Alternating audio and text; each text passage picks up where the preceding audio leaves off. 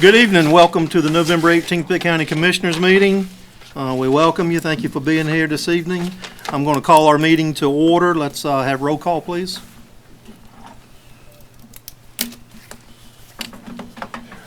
Okay, if you would stand with me, and Commissioner Ward is going to provide our invocation. Most gracious Heavenly Father, we thank you for all the blessings that we have received today and your blessing each day that's coming. Guide us tonight and help us to make the correct decisions for the county and the people who live here. Amen. Thank you, Commissioner. If you would remain standing, I'm going to invite Malaysia Hankins from North Pitt up to do our pledge. All right. Good evening, everybody. My name is Malaysia Hankins. I am currently in 11th grade. I am the captain of the JROTC program at North Pitt High School, and I recently got accepted into team leadership. Yay. And thank y'all for having me this evening. If y'all can, at this time, join me in the Pledge of Allegiance. I pledge allegiance to the flag of the United States of America and to the republic for which it stands, one nation, under God, indivisible, with liberty and justice for all. Thank you for having me this evening. Thank you, Malaysia. For coming. Mr. Chair, I'd like to make a motion to approve the agenda. A couple of suggested changes. One, that we remove presentations of that's just 7 above public addresses to the board. Okay. 2, that we remove appointment to the Pitt Community College Board of Trustees until our next meeting. Understand that there's maybe some applicants that still need to get things in. And then also, and this is my personal request, we've received some number of emails over the last few days, both for and against the gun ordinance. I would like to table that until our next setting as well, just to consider those concerns and also discuss it with legal. How about we take those one at a time and vote on them, because I think we've got some people here that want to vote on that ordinance tonight, so Okay. can we separate those? I would second all of those that he mentioned if this is a proper, Mr. Chairman. And has additional changes. I'm sorry. Commissioner Huggins, have you got some changes on there as well? Yes, I do. Okay. Okay. Is yours on the consent agenda? Yes, on the consent agenda. Okay, go ahead and go over Then those. for them to be as reports by the manager. Okay, what are those numbers? Number 6, Okay, number 7, okay, number 9, 10, and 11. 6, 7, 9, 10, and 11 Yes. to be pulled off and reported on. Mhm. Okay, so what's the pleasure of the board? We got a motion and we got a second. Do we want to, I know there was some interest in having that gun ordinance vote tonight. Well, let's if we got a motion in a second. If there's a discussion otherwise, that's when we vote on that, and if it fails, then we can discuss it. On that one particular, No, everything. on all of it? Yeah. Yeah. Okay. All right, so we're voting to remove the Pitt Community College appointee, to remove the gun ordinance, and then on the items for consent, 6, 7, 9, 10, 11, to move those to a report from Madam Manager. Yes. So I can be clear, when you say that the gun ordinance, you're gonna move it, what does that mean?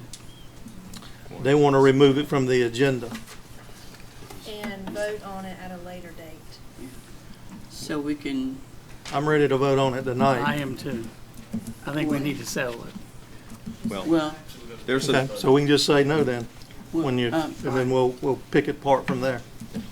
I'd just like to, Commissioner Colson just hand me his resolution. I haven't had a chance to read it. Yeah, I was really waiting until we got to that, and then I have a resolution that I've asked, work with Janice on, that I think addresses all the issues by all parties and gives a listing of the laws that the sheriff can enforce. And the last paragraph, the ending is to say, "Sheriff, please enforce all the laws." Now, where these things came from is the people that have come and complained about the gun ordinance and saying, why is the sheriff not enforcing all the laws and stuff? This enumerates it. And so therefore, anybody could look at this resolution if we were to adopt it and pass it, and then they would be able to say, okay, I know that I can address it in a certain way. And it's not just a noise ordinance. The sheriff right now only does the noise ordinance. And, Mr. Chairman, Yes. as we, before, I believe we talked to the school board, to the school superintendent, about it. So, would it be fair to, check with the sheriff and with these new changes that's being proposed in the, what Commissioner Colson is talking Well, about? my resolution carries no law enforcement powers with it.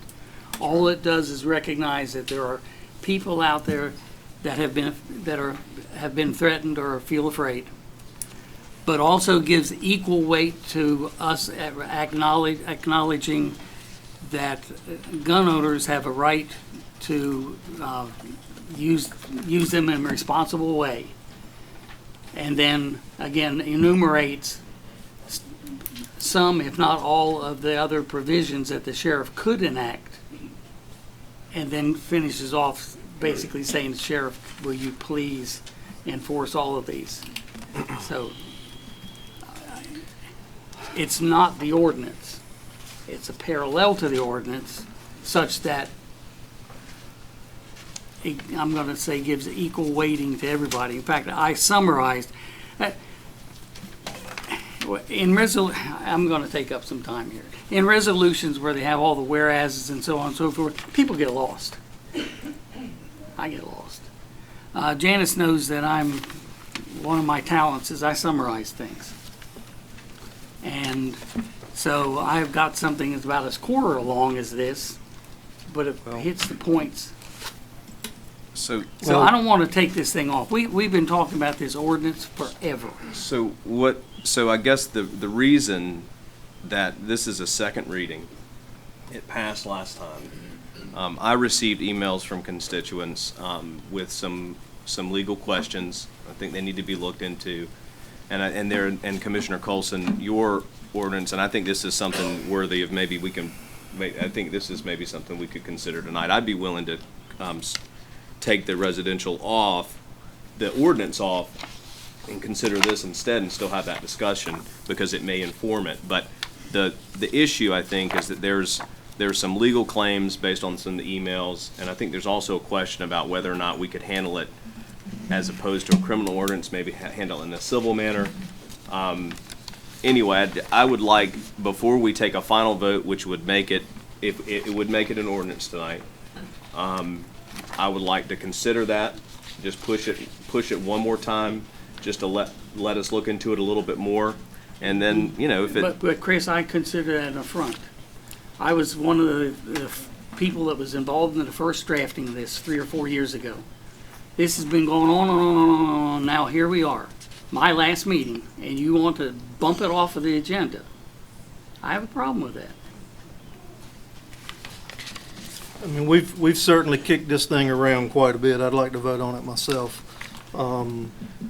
We have a motion and a second, but I'd like to pull the gun ordinance and let's discuss it in its item and go with the rest. But we've got a motion and a second, so. Well, so what are we voting for? If I vote yes, am I voting? If you pull vote the yes, ordinance, you're or voting to not? pull it off. So vote no, Okay, like me.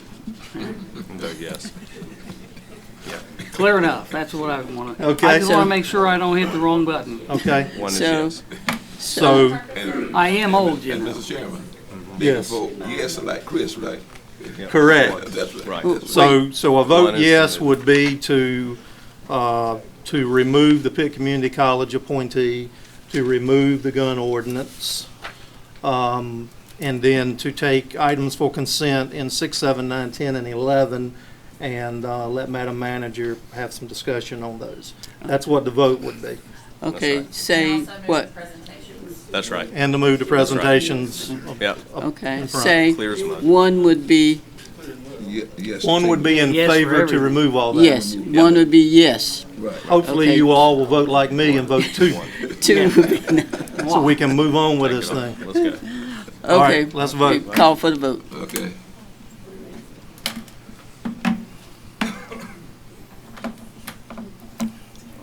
Okay, so there it is. So we have removed the Pitt Community College appointee to next meeting. We removed the gun ordinance. And again, 6, 7, 9, 10, and 11, Madam Manager, will talk about under items for consent. Okay. Okay. Sorry, folks, for you ones that showed up tonight and wanted us to get this gun ordinance out of the way. Well, it's out of the We're way not until doing I'm that, going. so keep that in mind the next time you go to the ballot box. All right, so we're going to move presentations up. We ready for that? Yes. Okay.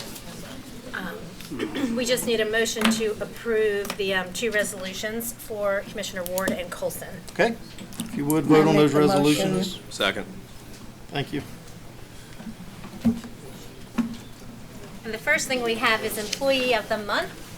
If while we're coming down, if Kimberly Moses would come forward. We'll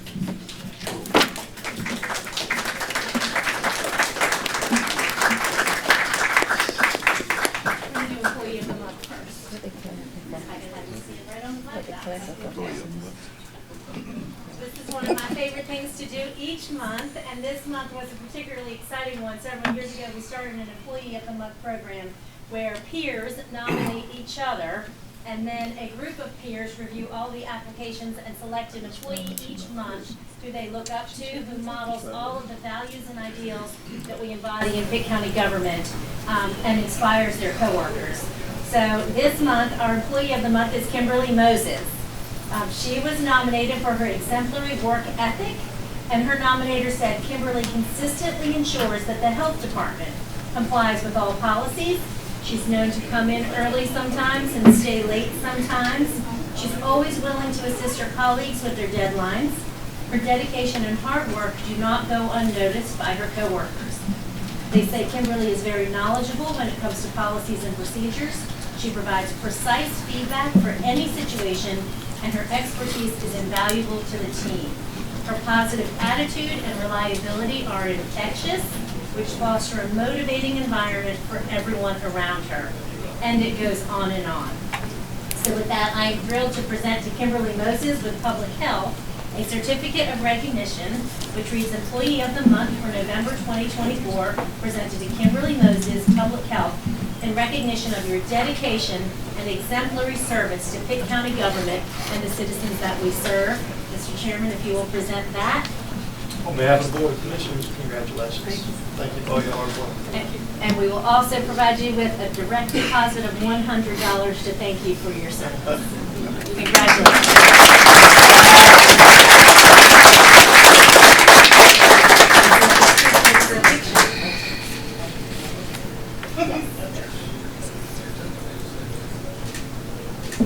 And do you have any family members or friends that you want to come up for the picture real quick?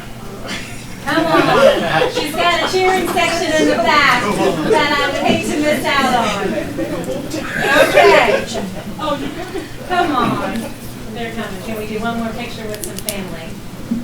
Because one of the ideals in Pitt County government is the family always comes first. And, That's good history. we appreciate you being here. Let's do one more picture. Yes. Thank you so much. Congratulations.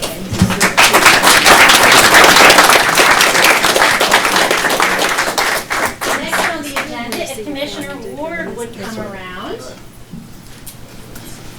The next 2 items are to recognize our outgoing commissioners for their years of service. We'll put you on the laptop today, and then we'll bring your family up after I read this. I will not get emotional since we've worked together for a very, very long time, but it is my honor to read a resolution that reads, the Office of the Pitt County Board of Commissioners Resolution of Appreciation honoring Beth B. Ward. And it's a long one.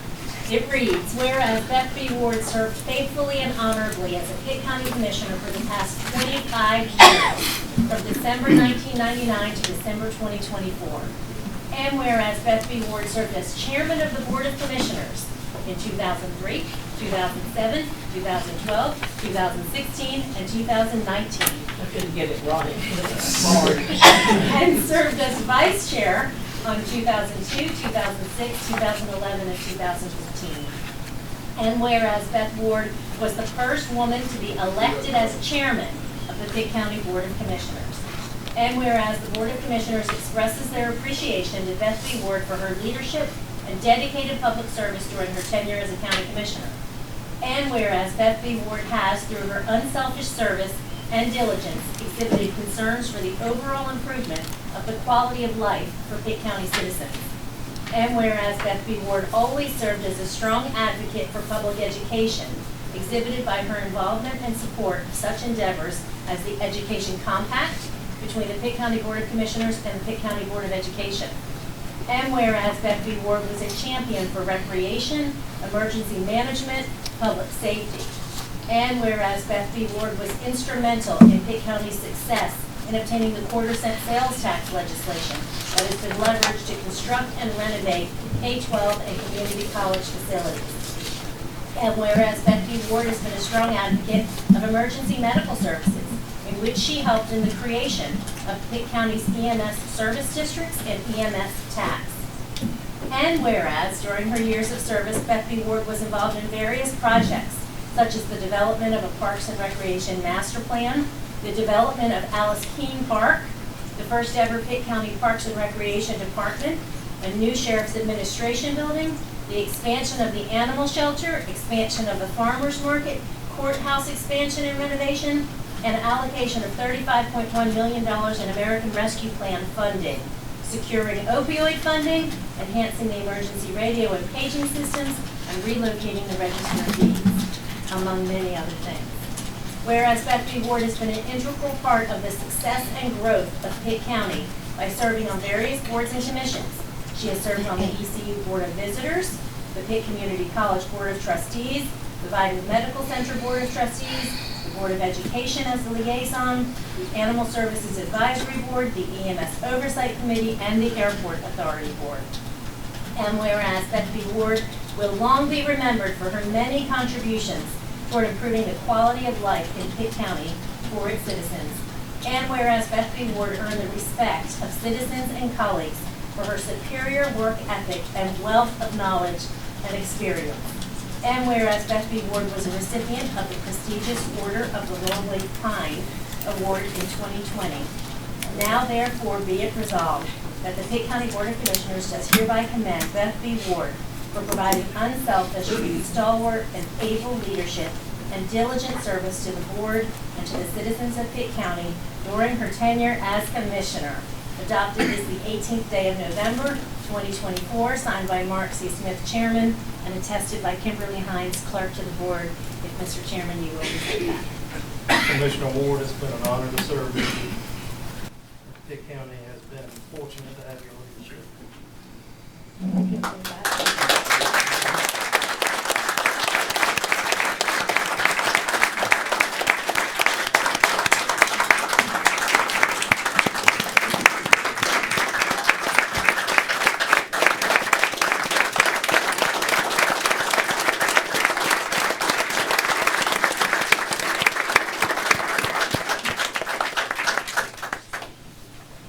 Just one thing, y'all can stay and sit, lay down, whatever you want to do.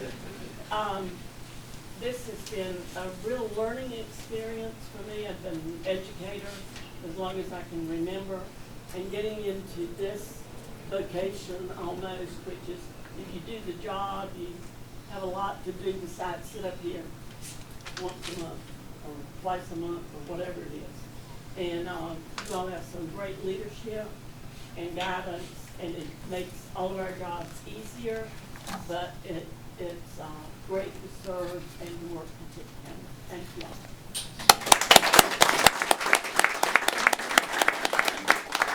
One picture with Commissioner Ward, and then if her family will come up.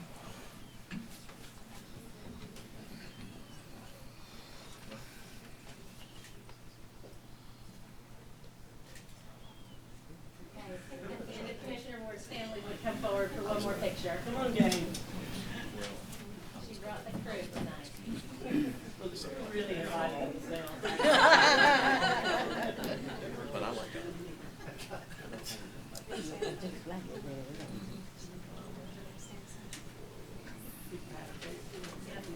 These are wide lanes.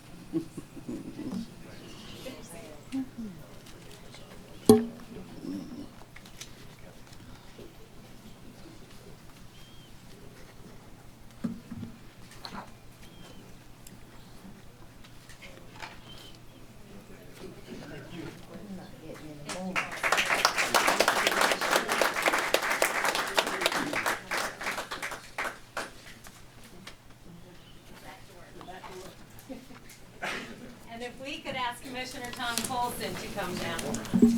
I can't make, no, I can come in. And you, I'm gonna have to, I gotta take my real, not the rollator, but I Was. unless you'd rather us come right there. all right, come here. All right. She was in there. Is that okay with public information? They can Oh, it was. She's. come around this way. I'll have to look. Thank you. All right, this next resolution for Commissioner Tom Colson, he objected to and said some many months ago, I don't want a resolution, let me just go. And I said, can I do a short one? And he said, maybe. And then I chose not to ask him again. No, and then I asked for a roast. I figured that over the 20 years, I made enough people where they'd have something to say about me, and they've had so many people that wanted to join in that ECU Stadium would not hold them all. So they said, no, we're just going to do the resolution.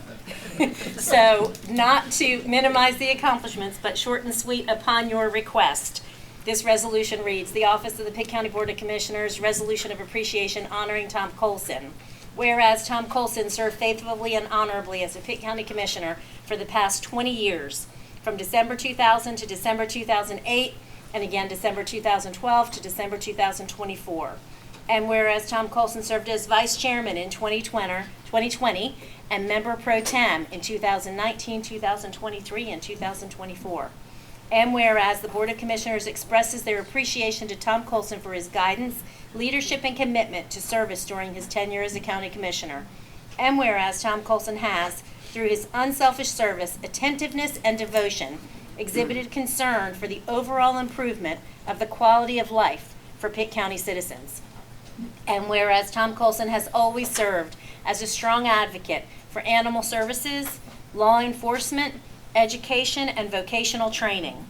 And whereas Tom Colson championed Pitt County's efforts and success in obtaining the quarter-cent sales tax legislation that has been leveraged to support K-12 and community college facilities.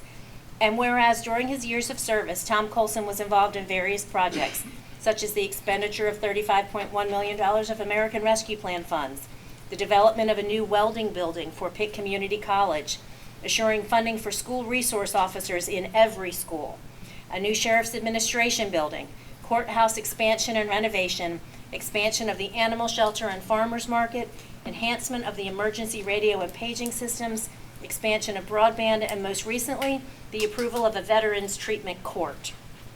And whereas Tom Colson has been an integral part of the success and growth of Pitt County by serving on various boards and commissions, such as the Animal Services Advisory Board, the Pitt County Board of Health, the Pitt County Planning Board, the Mideast Commission, and the Rural Planning Organization and Metropolitan Planning Organization. And whereas Tom Colson will be long remembered for his many contributions towards improving the well-being of Pitt County and its citizens, and whereas Tom Colson earned the respect of citizens and colleagues for his superior work ethic and extreme wealth of knowledge. Now therefore be it resolved that the Pitt County Board of Commissioners do hereby commend Tom Colson for providing stalwart and able leadership and diligent service to the board and to the citizens of Pitt County during his tenure as a commissioner. Adopted this the 18th day of November 2024, signed by Mark C. Smith, Chairman of the Board, attested by Kimberly Hines, Clerk to the Board. Mr. Chairman, if you'll present. Commissioner Colson, it's been an honor to serve with you. Thank you, Your Mark. leadership has been invaluable for our county. Well, I don't know. Thank you. Thank you. Miss Phillips, you want to come up here?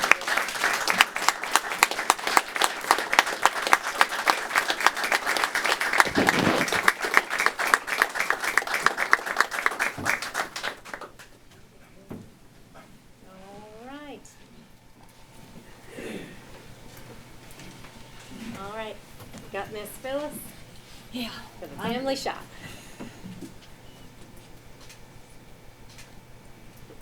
Thank you. Samantha, did you get everything you needed? Did you get the three of us too? Yes. Awesome. Okay. Yep, that is it, unless you wanted to make any remarks. Be careful.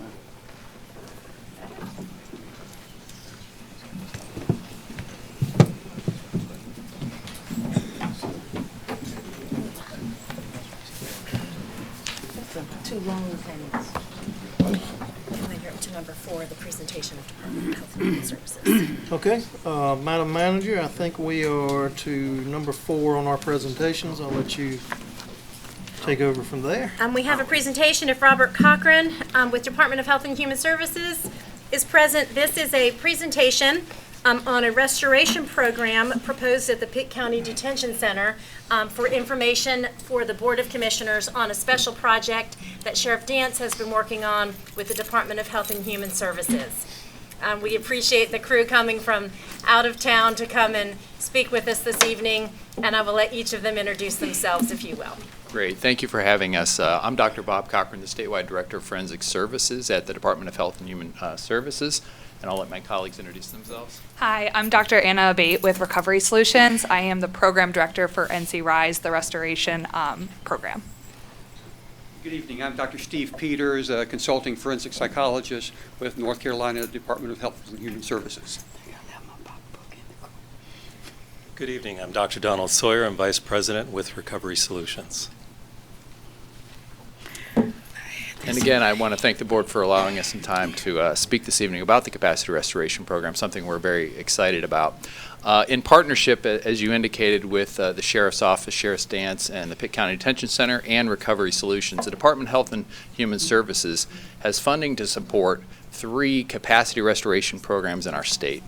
As you may have heard, we started our first program 2 years ago in Mecklenburg County, and that program has had a great amount of success. And we're looking to implement 2 other programs that can also serve the needs of those mentally ill individuals who are receiving or need capacity restoration services so that they can proceed to trial and not necessarily go to one of our state hospitals.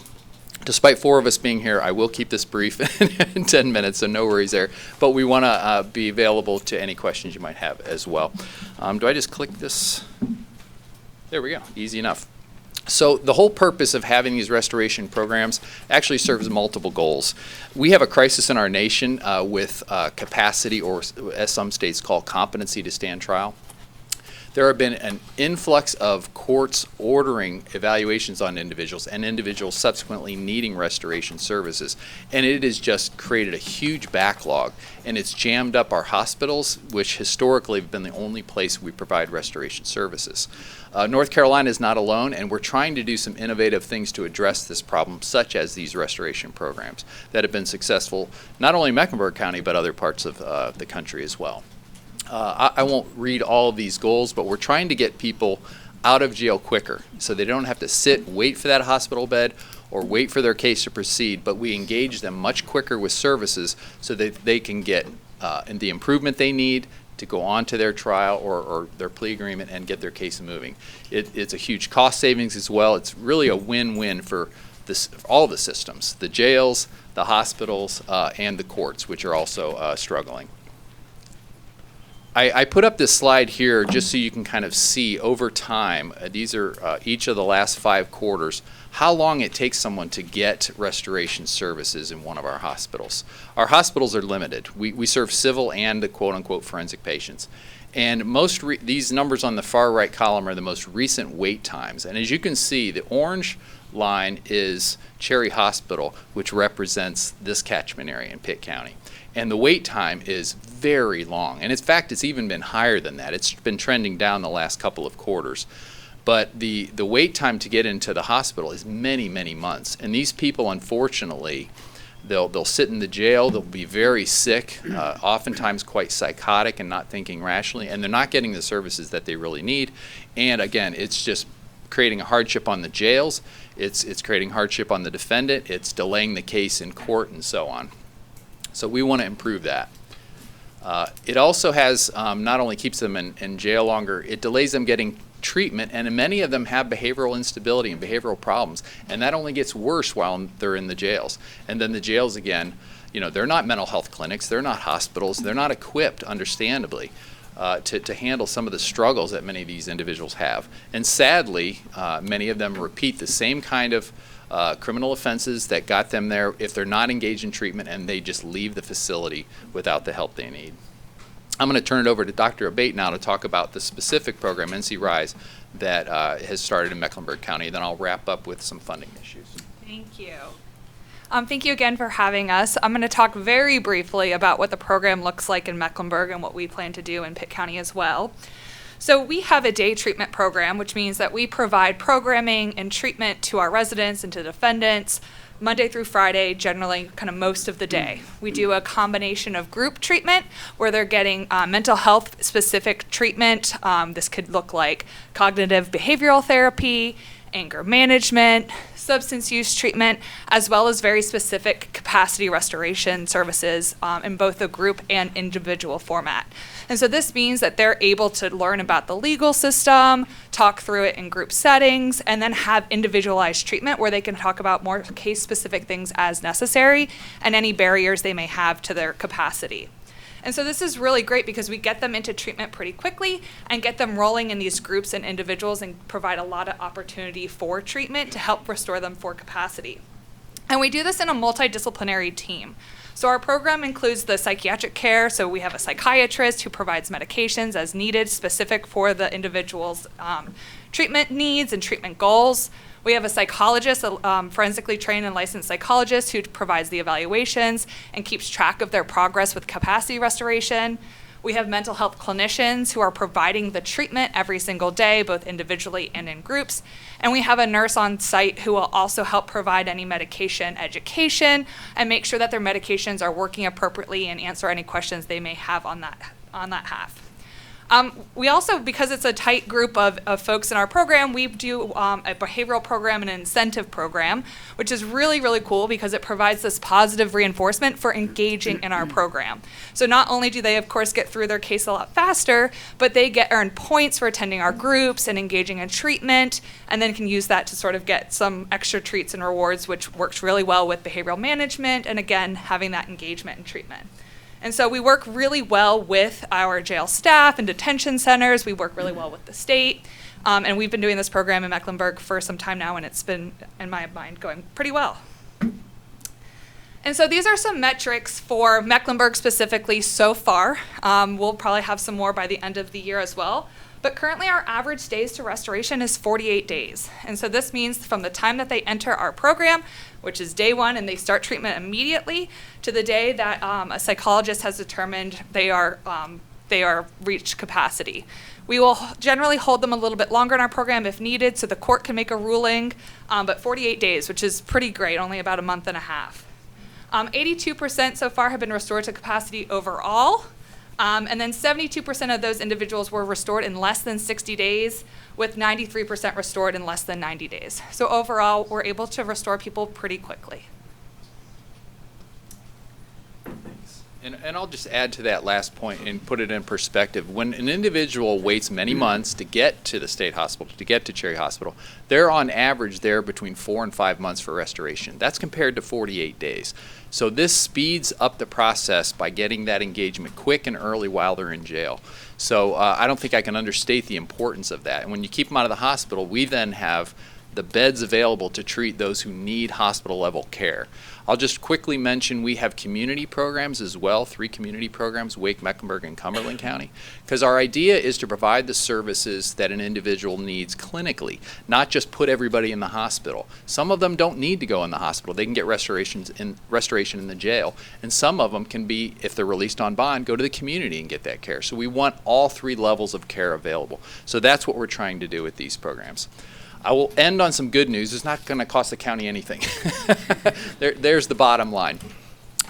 We do have state funds. We're piloting these for up to 3 years.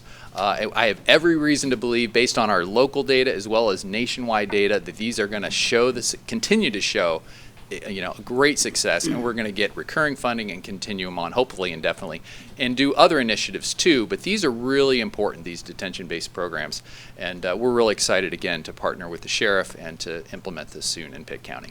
So if you have any questions, my colleagues and I are happy to answer them. Any commissioner questions, Commissioner Colson? Not that I don't appreciate you, I'm going to say I do, but why us? How did we get selected as Pitt County? Great question. So we were looking for a couple things when we were trying to determine which counties. One, we're looking at referral rates. How many referrals do each of the counties have? In the east, which is this, the catchment area for each area, Cumberland County actually has more than Pitt. Pitt is number 2, but Cumberland County, for a variety of reasons, chose not to have the program. So we approached Sheriff Dance and we talked to her about the program. We answered a lot of questions. We had meetings with some of you here to try to explain what we're trying to accomplish. And thankfully, she was willing to say, yes, let's give this a shot in Pitt County. So that was the reason that we moved forward. Thank you. Any other commissioner questions? Okay, thank you so much for coming out this evening. Thank you for having us.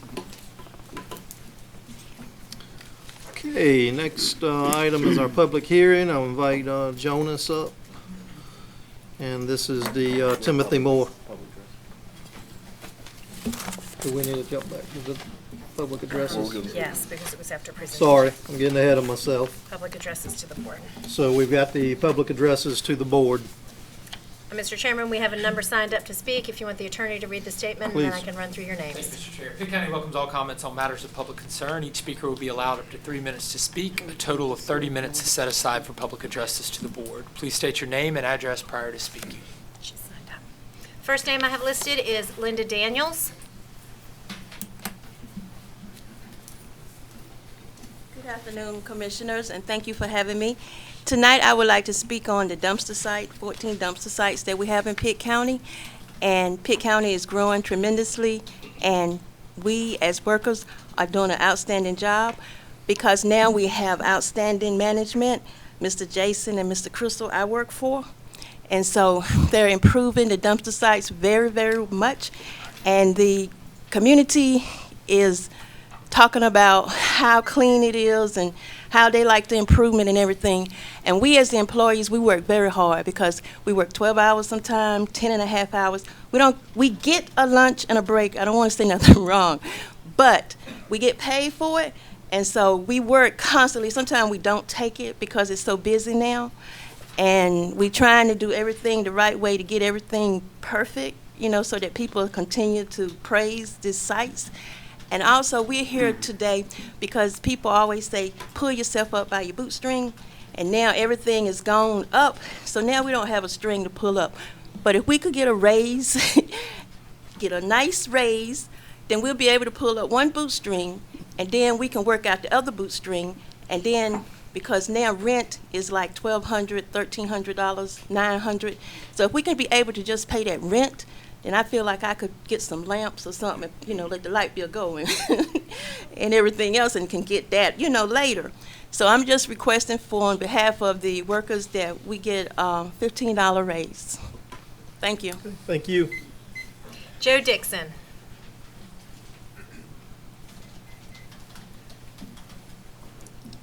Good evening, Commissioners. I'm Joe Dixon, 1202 Deuce Drive at Holly Pine Subdivision. I understand that the gun ordinance has been sidelined, but I would love to hear what Commissioner Colson would have had to say tonight. Mine is simple. We have some radical people in our neighborhood that just don't know how to act with guns. It has no reflection on guns. I have guns, you have. It's just a normal thing. But common courtesy is my complaint. 1 and 2 o'clock in the morning, people need to rest. We have nurses, we have school teachers, we have a ecumenical group of people, good neighborhood. I've been there 30 years, never had a problem. One of our best neighbors is Bishop James Tripp, who is the former deputy sheriff. And he's one of the neighbors who live right in the area. There's no respect. That's all we're asking for, some ordinance. I thought about it driving up. There's a speed limit that says 55, then it drops down to 45, and then you get here in Greenville, it's 35. If I'm doing 60 in a 35 and the policeman pull behind me and give me a ticket, you know, I deserve that ticket because what? I broke the law. So when it comes down to just a normal ordinance, say, you're disturbing peace. Now, and one of y'all already set up ordinance, it says there should be no noise ordinance in churches, schools, or hospitals 300 feet.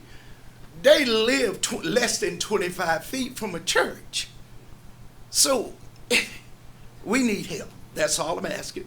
Bishop Tripp can speak. I have 3 minutes. I try to use it. Thank you. Thank you, Commissioner. We just asked for help. Okay? Good afternoon. I'm James Tripp, retired Chief Deputy Pitt County Sheriff's Office. And in our neighborhood, the people that we were talking about shooting, there's not any extra fields. Only area they got to shoot is the lots that they either rent or buy. They don't have any extra acres of land. This is a subdivision. And when they fire their weapons, and I'm talking about high-powered weapons, rapid fire, they're firing from their yard onto property that's owned by the church. The only property they have is the property that their house sits on. We're not talking about those who have houses where you got acres and acres of land. We're talking about a subdivision where we only have the lots that our houses sits on, that these people are shooting, constantly shooting, and shooting in an area that is in between their house, that field, and 33. We don't know what weapons they were. I know they were high-powered weapons. I recorded it. I called the sheriff's office, nothing they could do. Talked to commissioners, talked to different ones. Wildlife has been out there. These neighbors continue to shoot. Anytime my grandchildren cannot stay in the yard and play, have to come in the house because of these shots being fired, not knowing where these bullets go. Me being a retired officer, myself do not shoot in my neighborhood. If I want to shoot, I go to a range or somewhere else. I will not shoot in my neighborhood because I know it's not safe. This is all we're asking for, subdivisions in the community that does not have, people have acres of land around them. Again, the only land they have is the land that the house sits on, and that's it. And when they fire from that land, it goes to somebody else's land. Thank you. Thank you. Jerry McCroy.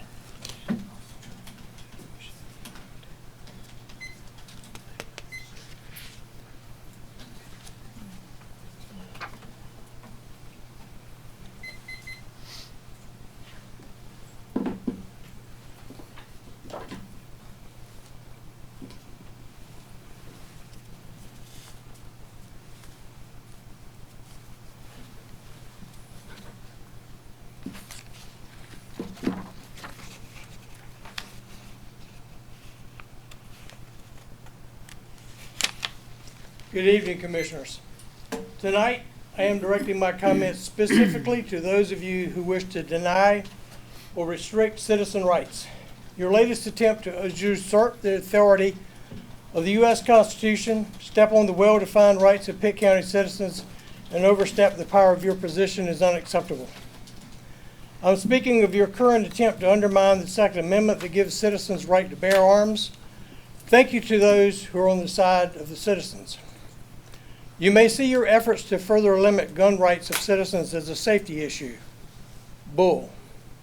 You have taken a few isolated complaints into account and wish to apply a blanket approach to rectify a minor problem. Easy? Sure. Fair to all citizens? No. Years ago, there was a universal caution when approaching railroad tracks. This caution was stop, look, listen. I would like those of you who wish to change the existing firearm ordinance in Pitt County to apply that caution. Stop attempting to take away or restrict the constitutionally guaranteed rights of law-abiding citizens to own and use firearms on their own property. Look at the people who are here tonight to fight your proposed actions and consider the number of citizens that have been here at previous meetings to oppose this same action. Listen to your constituents who are here to address you regarding their concerns of your proposed action. As I stated during my last visit, do your job. If there are a couple of minor incidents that concern you, go to the area of the county where the incidents originate and investigate. Speak to the folks who are bringing forth complaints and learn the details. Once you determine who is causing the problem, go speak to them. If you're too afraid, take the sheriff and a deputy with you. I believe most citizens are rational. Start with the simplest approach. Don't use an artillery cannon when a cap gun will do the trick. To the one commissioner who always states she is representing the 170 Pitt County citizens who are not here, no, you are not. Unless you've spoken to all 170,000 of them and learned their opinions, your arguments are completely baseless. If those folks are concerned, where are they? I encourage all of you to scrap any plans to change Pitt County gun ordinances. Opposition shows up for a reason. Do your job. Be the representatives of the people you were elected to be. Thank you. Thank you, sir. Next up, Marcus Carichin. Marcus Carichin. Daniel Cox. Is Marcus downstairs, perhaps? Anybody downstairs? Daniel Cox. And I think some folks might have left when it was removed from the agenda. Terry Snowden. Terry Snowden. Bobby Norville. Bobby Norville. Great.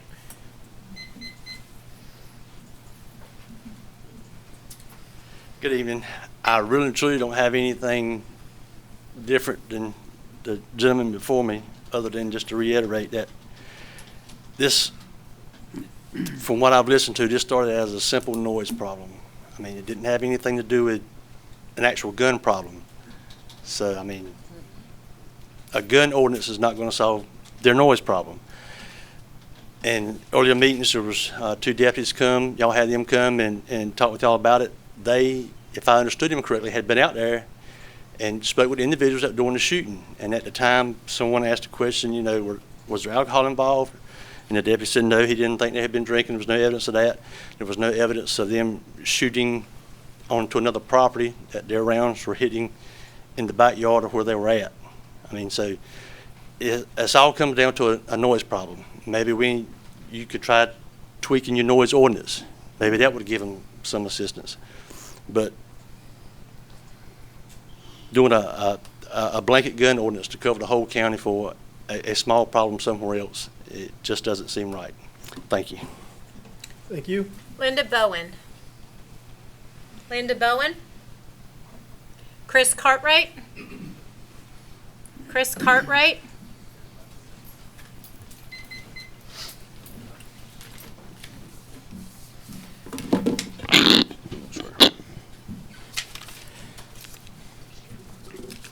I'm allowed a clerk to pass around a handout that I've had.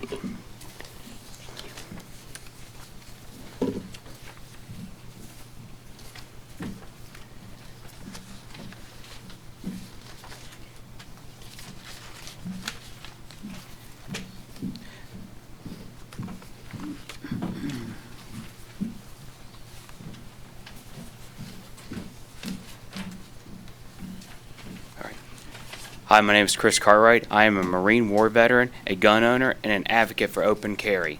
If you ever see me out in town, I usually have a gun on my hip.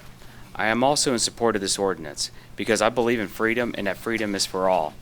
Exercising your freedom means understanding that you cannot infringe on the rights of others, nor can you recklessly or thoughtlessly do what you want without regard to others. I speak today on behalf of those like myself whom this ordinance would protect, giving the sheriff the option to enforce the protection of my rights and the enjoyment of my property. I live on just over a half an acre lot, and I am one of many homes sandwiched a 9-acre property. On November 10th, I heard extremely close gunfire like I've never heard from my home before. I rushed my children inside and tried to determine where it was coming from. As you can see on the maps provided, someone was using it as a shooting range. There is less than 300 feet from the back of my property and contiguous properties of my neighbor to Worthington Road. As the crow flies further down the neighboring 9-acre wooded property, the property is less than 300 feet across in either direction. A minor diversion in their bullets could enter the property of residential areas on either side. This ordinance is for people like me who had to bring his children inside within minutes of them going outside to play on November 10th out of fear of who is shooting, why is it so close to my house, what direction are they aiming, are they exercising safe practices, are they intoxicated, are they even the property owners at all? I called the sheriff's department and was told that it was the owner and a friend, that what they were doing was legal. That left no comfort to me. I was at a dead end because the deputies had nothing to enforce to protect my rights to my property while giving them the right to shoot their guns in what could have easily entered another property or residence. I stayed inside with my children until they were gone. I lost my right to enjoy my property that afternoon in order to protect my family. That injury was inadvertently protected by the county. I support this ordinance, I support gun owners, and I support gun safety measures easily distinguishable for all people. It was just simply too close to be safe for target practice. November 10th is just one example of why this is needed. Hearing gunfire dangerously nearby should not be guesswork. We are not a democracy where majority rules, but a republic where we protect the rights of all. Thank you, Commissioners, and good evening. Thank you. Marcus Carichin? Hey guys, Marcus, Aiden. Most of us are already actually gone after y'all said y'all were pushing this on to, I guess, a later date or whatever you're doing. No. But myself, I represent a very big number of us that were here earlier. Of course, you can see all the names. You got the list. We Xeroxed of all the people that opposed this gun ordinance. And I don't really want to take your time since it's moving on, but I just wanted to let y'all know that there was a lot of people here tonight that are opposing this. It's not right. It's attacking their constitutional rights once again. I said it in another meeting, chipping away from our rights. Let's put these problems handled like they should be, put it at the shooter's feet, the people that's doing wrong, and not hurt the whole county. It's not right. We'll leave it at that. Well, except I do want to bring up one thing like Lauren said. If you guys do your job, we won't have this problem anyways. Remember when you brought up, said you're supposed to be the voice of the people? That's what you guys are supposed to be. Not supposed to be above the law, make laws for other people. If you guys don't abide laws, that's why you got a $2 million lawsuit right now.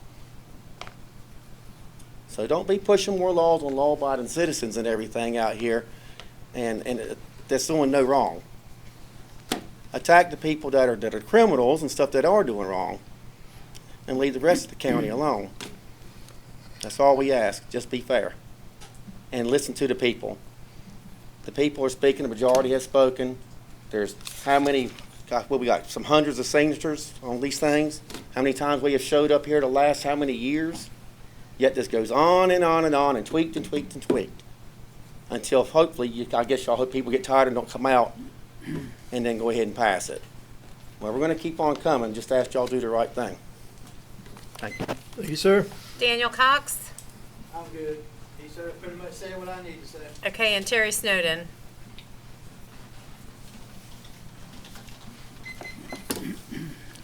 My name is Terry Snowden.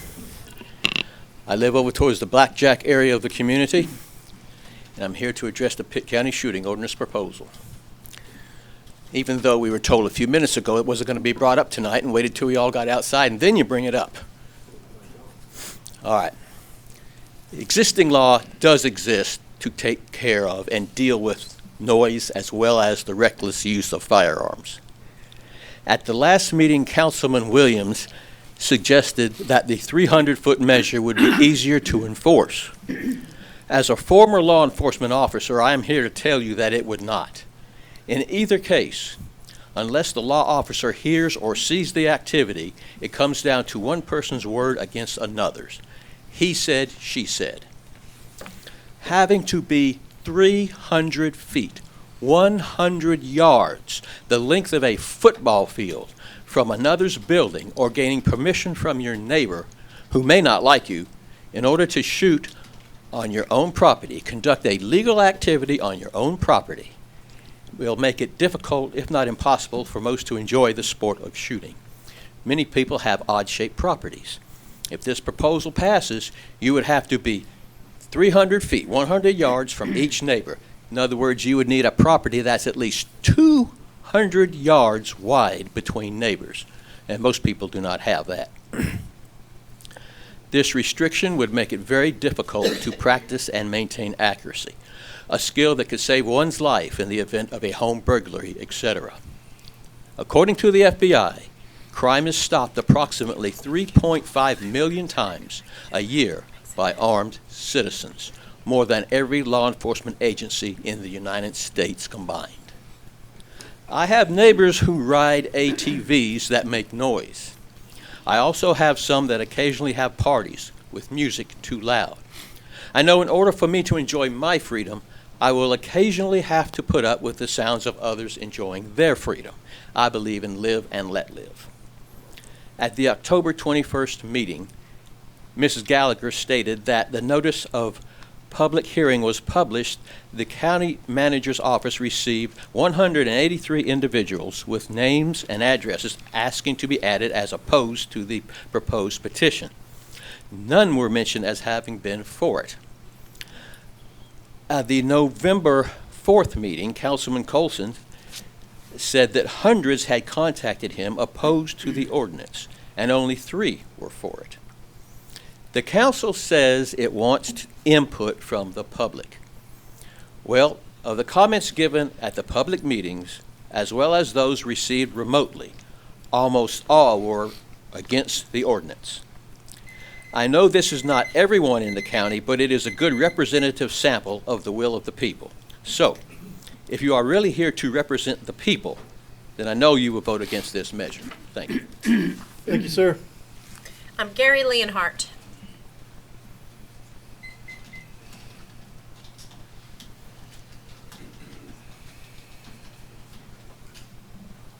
Good evening. Gary Leonhardt from out toward Michaelsville, here to talk about jail medical services. I'm here because the sheriff has continued to make statements that are false, and over the last little while it became personal. Could you pull your microphone up? Thank you. So over the last while it's become personal. I have provided jail mental health services and internal medicine services at the Pitt County Detention Center for over 2 decades, up until 2021, at which point we were disinvited through the RFP process. And the sheriff used the excuses that we didn't have an electronic medical record and we wouldn't share our proprietary information with her. And thirdly, that mental health services were deficient.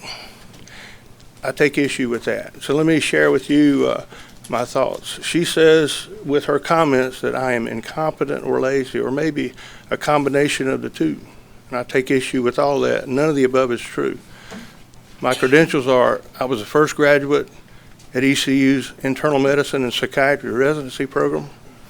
I soon thereafter became board certified in both disciplines, have added qualifications in addiction medicine and forensic psychiatry, am a lifetime fellow with the American Board of Addiction Medicine, and a distinguished life fellow with the American Psychiatric Association. So I think my credentials stand on their own.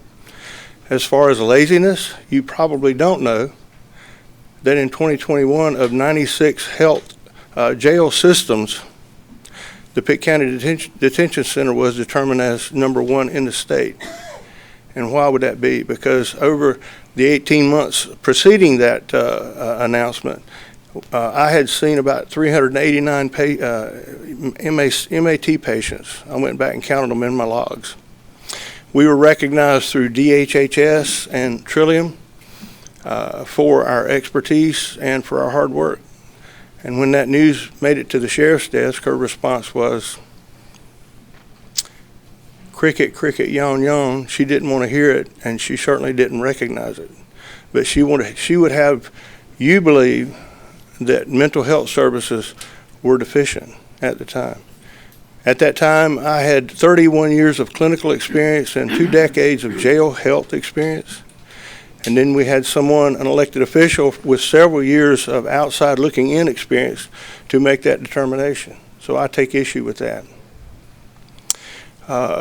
Dr. Serby and I, who were kicked to the curb effectively, were really curious as to what was really going on in the sheriff's office. So we made a FOIA request in 2021 at no small expense and got back over 2,600 pages from Serenity Norman's desk.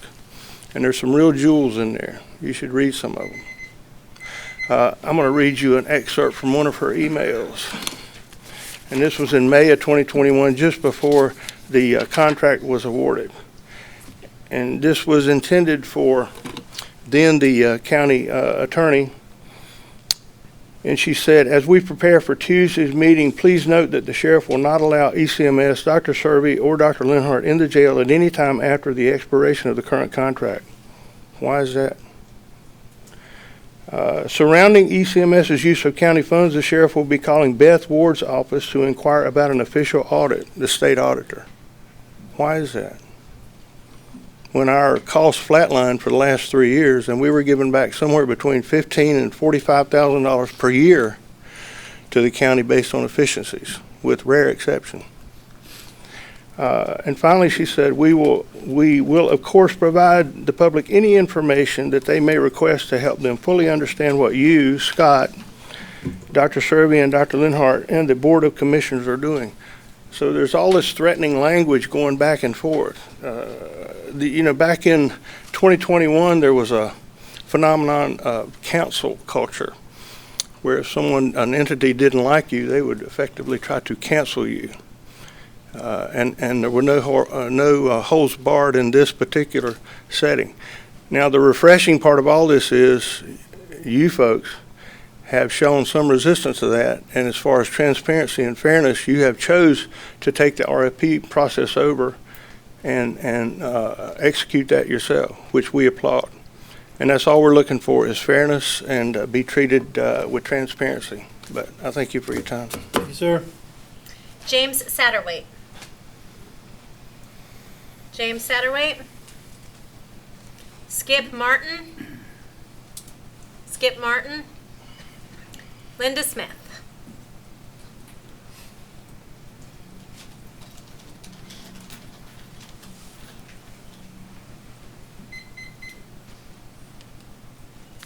Commissioners, thank you for listening to me and all of us tonight, but I am very concerned with what I've heard tonight. We don't have a Mr. Rogers neighborhood anymore, evidently in Pitt County. When this major thing comes up here about guns and shooting, it just doesn't do anything for me for Pitt County. It leaves a negative taste in my mouth. We are neighbors, people. We're neighbors, we're communities. Okay, I live on Holland Road, Belleville community. That's north of the river. That's Commissioner Mary Perkins Williams. Thank her for everything she's done for us. But I don't like what I hear, Commissioner, when we are obsessed with our guns and shooting in our own yard. Now, there are children out there, people. There are children running around everywhere. I see them in my neighborhood. I live on Holland Road, as I told you. I'm going to share with you some experiences that have happened on Holland Road in the past years. They're not good. When I grew up on Holland Road, it was not called Holland Road. I graduated from Belleville Falkland High School. The men didn't seem to be, or women, obsessed with their guns. They went hunting. Yes, they did. They went rabbit hunting, deer hunting, but shooting in their yard was not a big thing. My father didn't touch a gun basically because he was in World War II. That's why. Okay? All right. I'm not addressing Republicans, I don't care. I'm not addressing Democrats. I don't care. This is not what this is about. It's not about the Second Amendment, people. It's about safety in your neighborhood. And issues of safety in this whole thing that we love, Pitt County, which is changing quite a bit. I cannot believe where I live. The whole area has changed. There's a school in my front yard, basically. Northwest Elementary. Okay? So and all of this stuff, it's just unbelievable what I'm hearing and that you all are hearing. I just recently was approached by two men in the neighborhood. One of the gentlemen said, I was in my front yard, and he lives across. I can see his yard from mine, and he lives on the other road there, Floyd Harris Road. For those of you who know anything about Belleville, there's a lot of people there. They moved in. Okay, all right. He said he was over there in his yard, and a bullet flew by him. The bullet came from a neighbor that was right back behind him. Okay? Another one approached me at church the Sunday. He said, I was in a wooded area that belonged to someone I know, and I asked permission to go on that property. While I was in there checking on the beavers, a bullet flew past my head. People, this is what's going on in Pitt County. Okay. Some years ago on Holland Road, two young men decided they were going to go on a joyride. They got in the car. They drove down Holland Road. When they got at the end of Holland Road, there's a bridge there toward Penny Hill Road. They shot out in the woods by the creek there, and they killed a young girl. She was simply horseback riding. That's all she was doing. I know of the family. I remember when it happens. But she loved to horseback ride. I think she'd come over there and ride down the creek, Coneta Creek. There's a path there. They were joyriding and they were just shooting out in the woods. She died. Those are just examples of Holland Road that's going on. Now, recently, where I got involved in, and I took Mary, and I took a lot of you all out when I went on a trip, and I showed you where this happened. Okay? I was out walking by my daughter's mailbox. She had just moved out there from Wilson, and I saw holes in her mailbox. I said, what the heck is this? Well, I got this investigating. There were holes in the trailer right back there beside the thing. So Vanessa, my daughter, and I met with Paula Dance. Got a meeting and sat down across the table. We found out the real deal. Okay? That was a drive-by shooting. Drugs involved. Okay? Right across Highland Road from me. Her mailbox was shot through, the mobile home was shot through, and the woman's car next door was shot through. For those of you who know anything, this was an AR-15. Okay? An AR-15. How do I know that? The next couple of days, I was out there walking on the side of the road. I saw some bullets. I picked the bullets up. They were spent bullets. I took them over to the sheriff's office and said, I want Paula Dance to have these. They're from the AR-15 gun that did all the shooting. People, these are things that are going on in Pitt County. It's because of guns. So that's basically what I have to say. We live together. Don't be too worried about what's going on in your yard, about shooting your gun in your yard. I know you men and women, some of you love your guns, but we love our neighborhoods. We love our neighbors, and we love our children. And you know how children are. You never know where they're going to be. I had two that were all over everything. And the school? Okay. That's about all I have to say. Is that enough? Thank you, ma'am. I want you to say something about that school. It's not a Mr. Rocky neighborhood anymore. Sorry to say. But we can bring it back. We can bring it back. Sean, I'm going to end with this. I hope you will vote to keep this amendment, to keep this ordinance. We need it. Please vote for the 300-foot firearm ordinance. My question is, where will the bullets stop? By the way, my son-in-law sent me. I need you to wrap it up, ma'am. We're going way That's what I'm past your getting ready to time. do. My son-in-law sent me some information from Wake County.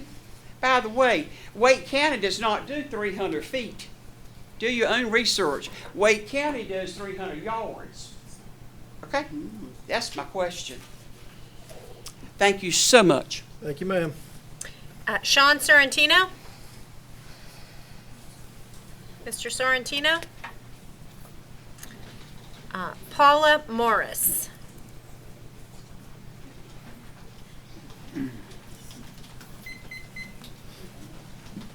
Hey, good evening.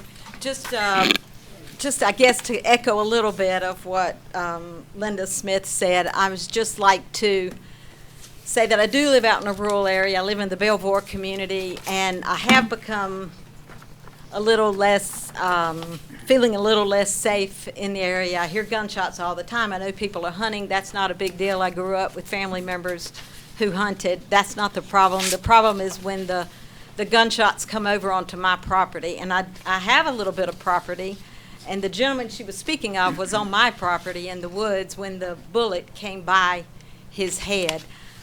I've gotten to the point that now sometimes when I'm in the yard, depending on what portion of the yard I'm in or what portion of my land I'm on, I feel the need to even put on an orange vest because I'm super concerned about people not being safe and not taking care as to where they're shooting. So thank you for your consideration. Thank you, ma'am, and thank you to all our public speakers. I think that is it. That's all we have signed up to speak, and then you do have at your place settings some additional comments that were received. Okay. Mr. Colson. Could I beg a 20-year commissioner point of order? I feel like an opportunity I wanted to take was stolen. I dare say that I believe that this board is projecting an air of superciliousness. For you that don't know what that word means, is the air of superiority. We're supposed to represent the damn people of this county. And I have a resolution that I wanted to have put out. Can I ask Janice to read the full resolution? Then I want to follow it up with my summary of it. If we don't do it now, we're going to do it in commissioner comments. What's the pleasure of the board? I like this, Mr. Chair, I'd like to have him, Okay. grant him that privilege Sure. as a long-term county. You have a copy, Madam Do. Manager? Okay. I do. Commissioner Colson has proposed the following resolution entitled Resolution Urging Responsible Firearm Use and Enforcement of Current Laws. Now, if I could interrupt, and I may do a couple of these. Enforcement of current laws. Keep that in mind. It reads, whereas concerns have been raised regarding the safety and well-being of residents, particularly related to recreational shooting activities near residential areas, schools, and other public spaces. And whereas the Pitt County Board of Commissioners proposed Ordinance 8 in response to these concerns, aimed at regulating the use of firearms in certain areas to ensure public safety. And whereas a significant number of citizens expressed opposition to the proposed ordinance, citing concerns about their rights and freedoms. And whereas current state laws provide legal framework to address public safety issues involving firearms, including North Carolina General Statute 14-33 on assault, General Statute 14-34, assault by pointing a gun, General Statute 14-34.1, discharge of a firearm into an occupied dwelling, General Statute 14-288.4, disorderly conduct, North Carolina General Statute 4-1, going about armed to the terror of the people. And whereas it is the duty of all citizens to exercise responsible firearm use, in a manner that is respectful of the rights and safety of others, especially in populated areas.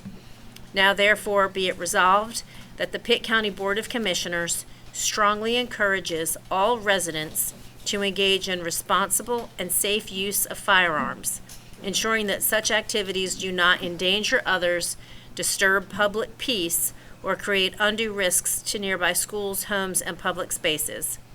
Number 2, Pitt County Board of Commissioners further urges the Sheriff's Office and law enforcement agencies to diligently enforce all existing state laws related to the use of firearms and public safety, ensuring accountability for actions that put others at risk and preventing any unlawful discharge of firearms or actions that cause fear or harm to the community. Number 3, the Pitt County Board of Commissioners remains committed to maintaining open dialogue with residents and to continually assessing public safety concerns while respecting the rights of responsible gun owners within the community.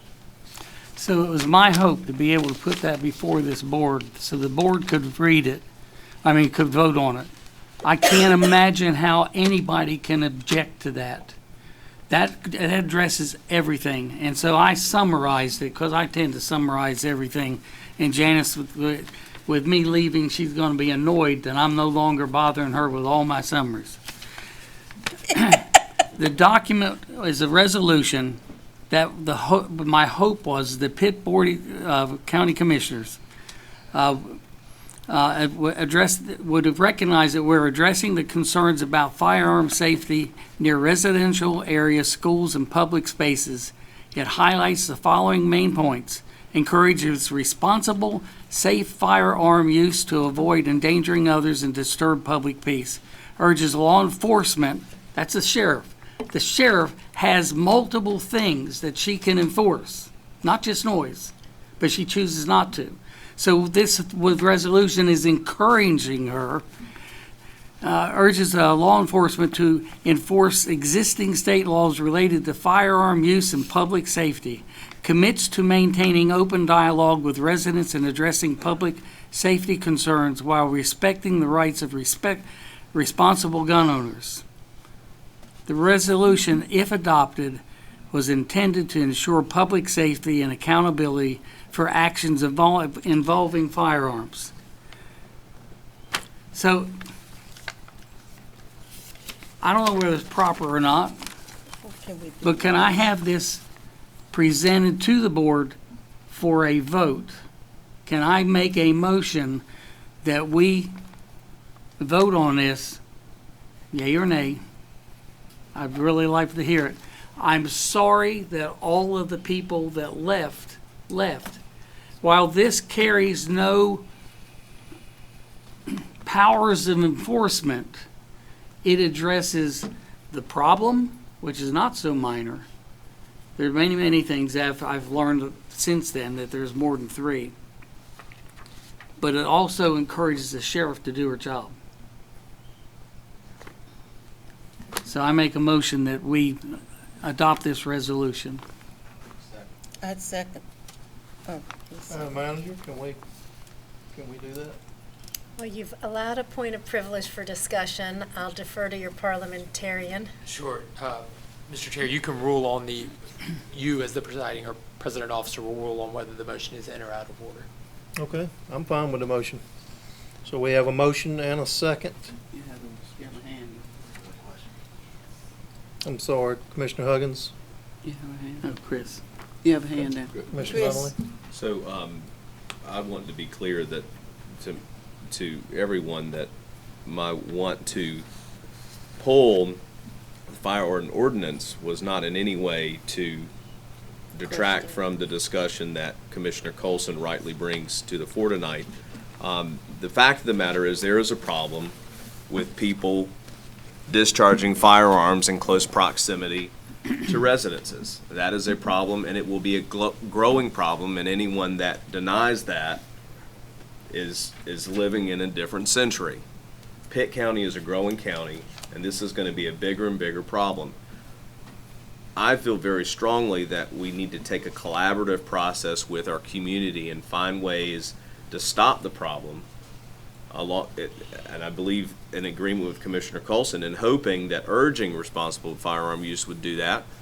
But if it doesn't, at some point, we're going to need to step in and put things on the books that allows law enforcement to enforce. And maybe our urging will help persuasively give some precedent for law enforcement to do so.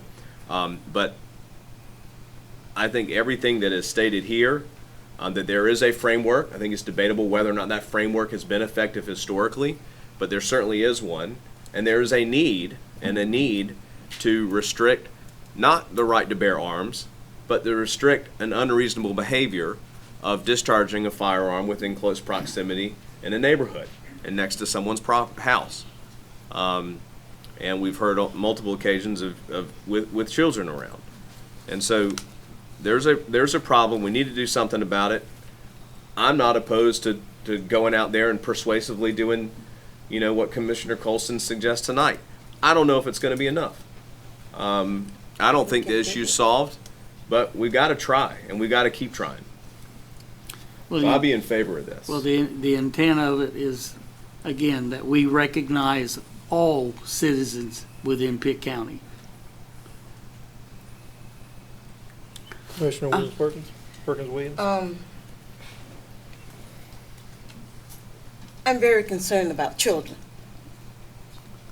They rely on us, and that's a part of a grave responsibility that we have as county commissioners. Our mission, our vision, and all of that encompass all of this. And the first night we talked about it, I felt like, I said, and we can do nothing? That was my last comment. But when you have residents talking about bullets flying past your head, when you have residents watching the schools and is worried about the children in school, that was the statement I made at the last meeting. Our children can't help themselves. That's our job and our responsibility as best that we can. And I want you to know this. I'm for this resolution. I am. I have not changed and I have not wavered about it. So whatever you want us to do with it, we put it in the record, which is all it can do as far as we're concerned. That's all we can do with this resolution, is it? So I would like for it to be placed in the in the records, that we are aware of the problem and we realize that it's growing. Commissioner McGlaughlin. Thank you. Mr. Chairman, as again, as found and struck previously, it struck me what the young lady said. Am, if you could stand up again. Ms. Smith. Ms. Smith, is it Ms. Smith? Ms. Linda Smith. Ms. Smith. Ms. Smith made a profound statement. I don't know whether you heard the statement, but this statement, ma'am? I'm standing. Yes, ma'am. And that's so you can say it. I just want to make sure everybody saw you, so they can see you. But you made a profound statement about the little girl that was killed. I mean, this is a serious statement. I mean, sometimes we don't understand things until it happened to us, until it happened to one of us, and until you can feel that. And I felt Miss Linda pain, and I felt the other ministers that was talking. I felt what they said, and Mr. Nunley, Commissioner Nunley, only said that what we should do, not say that we are distant, we don't agree with Mr. Colson said, but I don't think we're ready to vote on this. This is a serious concern, and we shouldn't play with it. We should take our time. We should let's come back with some more measure, considering what Mr. Colson is saying. Yes, consider it, but we shouldn't. I'm not ready to vote on this. I'm ready to do what we said we're going to do, bring it back to the next meeting, and decide, in a professional manner, to listen to the concerns. Because, I mean, we can do things haphazardly, but I'm not for it. Thank you, Mr. Chairman. But Commissioner Melvin, White? this is a separate issue from that. This, yeah. Commissioner White? I was just gonna say, I like the resolution that Commissioner Colson has brought. It does acknowledge that there have been some concerns raised, but it also highlights, the current statutes and laws that I have been talking about the last several meetings. Assault by pointing a gun, discharge of a firearm, disorderly conduct, going about harmful terror of the people. It highlights that those laws are already currently in place and that we just need to enforce those laws. So I like the resolution. Okay. Commissioner Huggins? Okay, I hear you, Commissioner Colson, you want to put something in place, but the statutes that Commissioner White just raised, those are not the ones that the speaker talked about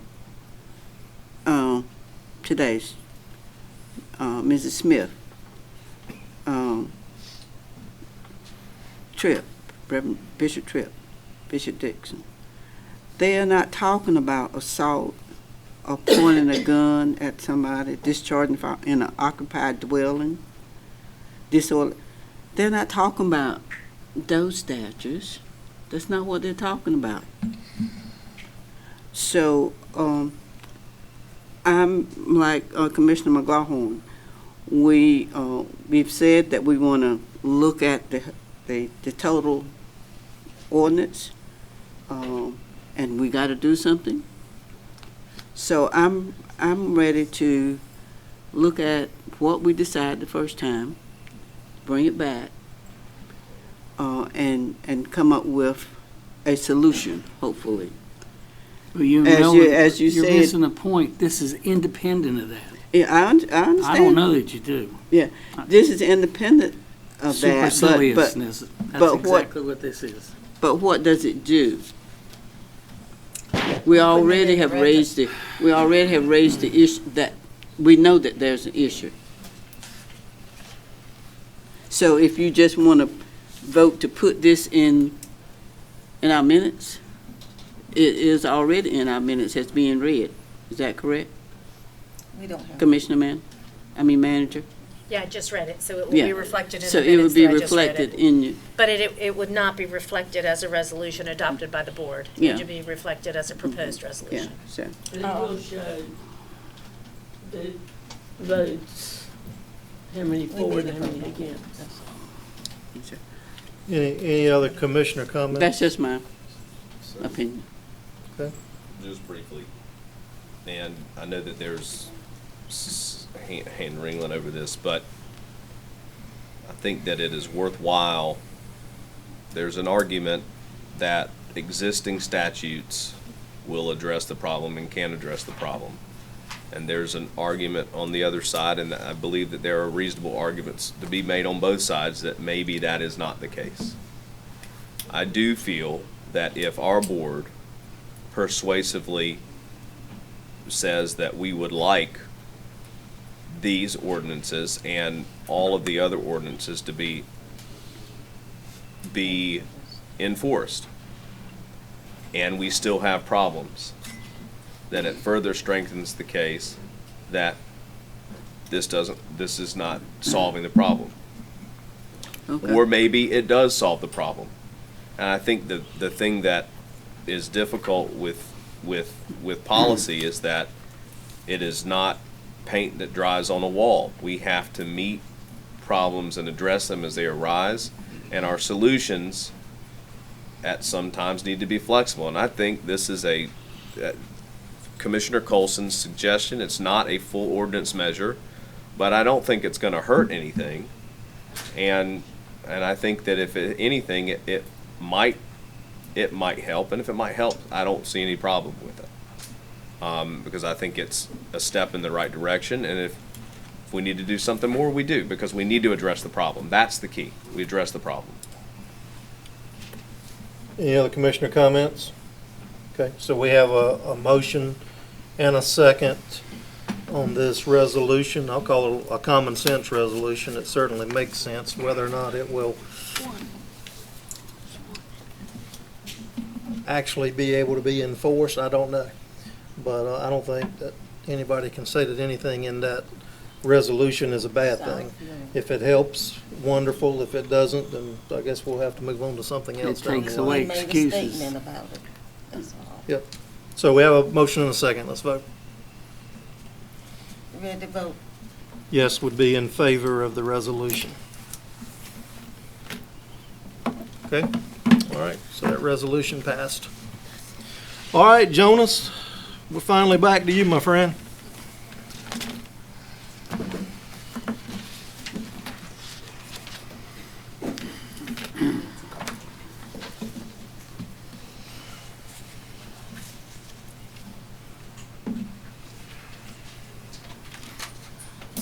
Good evening, Mr. Chair, Madam Manager, and members of the board.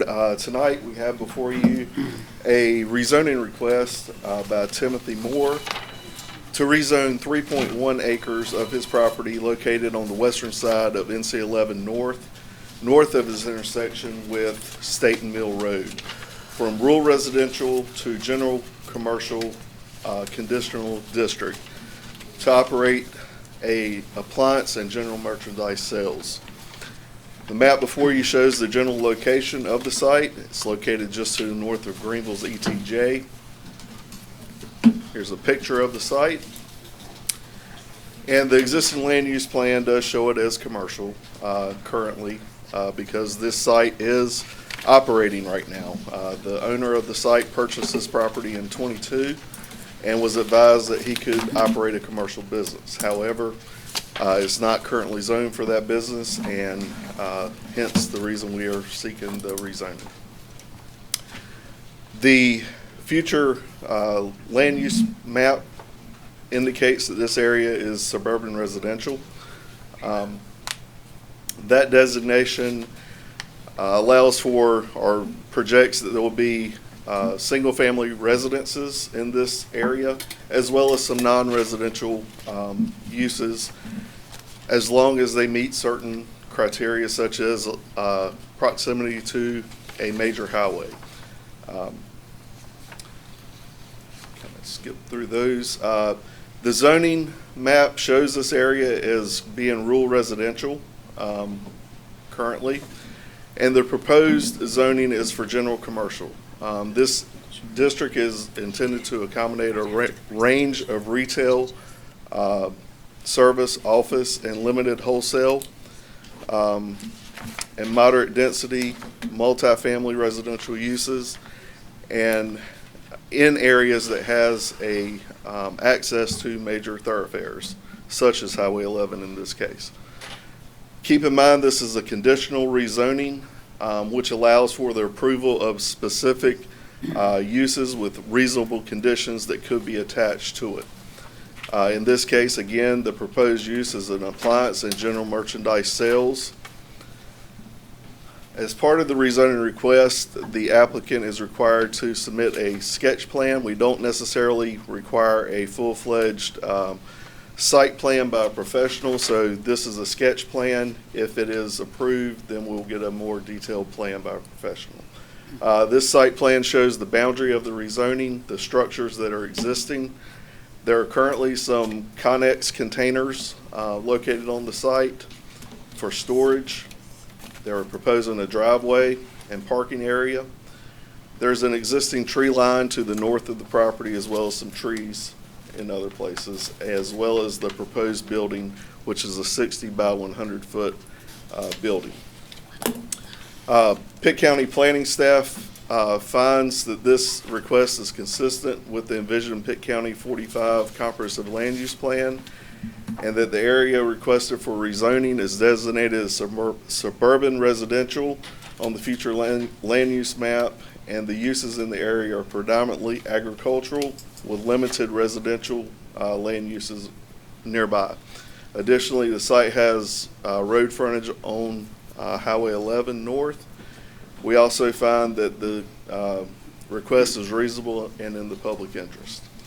This request went before the planning board at its October meeting, and they recommended approval of the request and found that it was consistent and in the public's interest. So Therefore, staff is recommending that we adopt the consistency statement stating that it is consistent with the land use plan and that it is reasonable and in the best interest of the public.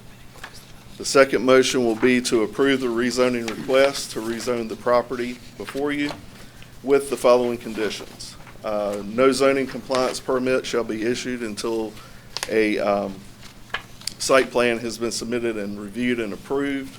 A landscaping plan will be required to ensure buffers from residential areas as well as along the highway overlay corridor. No outside storage of appliances or other merchandise will be allowed on the property, and the existing Connex storage container shall be removed from the property once the new building is constructed. The required parking spaces, access drives, and loading areas shall be paved, and a soil erosion sedimentation control plan as well as the stormwater ordinance must be met. It must comply with emergency management requirements for fire protection of the building. All permits from inspections to occupy the proposed structures and as well as the environmental health requirements for the new building. Also, NCDOT is requiring a commercial driveway permit in order to get that from them. Following the planning board meeting, we received a request from the applicant requesting that the conditions that were placed on it be amended. The planning board recommended that the existing Connex storage containers shall be removed from the property once the new structure is complete. They are proposing that the Connex storage containers shall be relocated so they're not visible from the highway. So in other words, he's requesting that he still has the ability to have these Connex containers on the property as long as they're not in plain view from Highway 11. Planning staff feels like that is a good compromise and is in favor of that to the applicant. So, Mr. Chair, that's all I have unless you have any questions for me. Okay. Any questions before we open the public hearing? I have a question. Okay. The area that you're talking about is on Highway 11 and 13? Yes, ma'am. And it, just beyond where they're putting the racetrack, the city of Greenville putting the racetrack? Correct. And the traffic along there is going about full speed, isn't it? Yes, ma'am.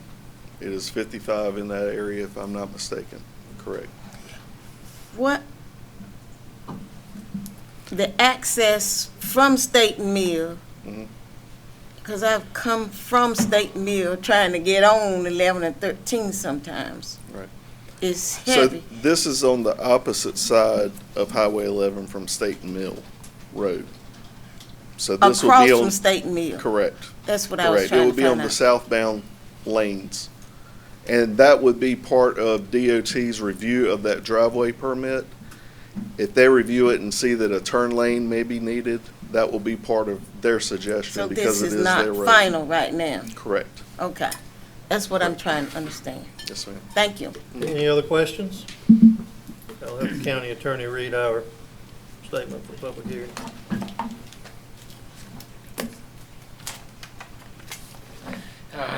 With this public hearing now open, Pitt County welcomes all comments on the Timothy Moore Conditional District rezoning. Please state your name, address, and the name of any organization that may be represented. Each speaker will be allowed up to 3 minutes to speak. Have anybody here wants to speak in favor? Anybody wants to speak in favor? Okay, anybody would like to speak against this rezoning? Anybody against? Okay, we'll close the public hearing. What's the pleasure of the board? Move to approve. Second. Got a motion and a second to approve. And Mr. Chair, if I may, could I get clarification on the Connex containers, if they will be allowed as long as they are screened or if they cannot be allowed? That's Somebody part wanna of add? my motion. You want to add? That's part of your motion? Yes. Allowed and screened. Allow them. Okay. Is that good? All right, let's vote.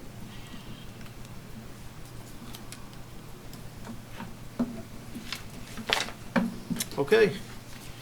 Thank you, Jonas. And before we move on to items for report, I'd just like to take a minute and recognize Commissioner-elect Manning. He's with us tonight.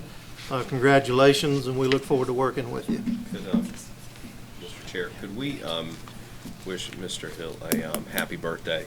Who? Maybe, yes, maybe sing him happy birthday. Could we sing him happy birthday? Sure, we'll let you lead us. Happy birthday to you. Happy birthday to you. Happy birthday, dear Jonas.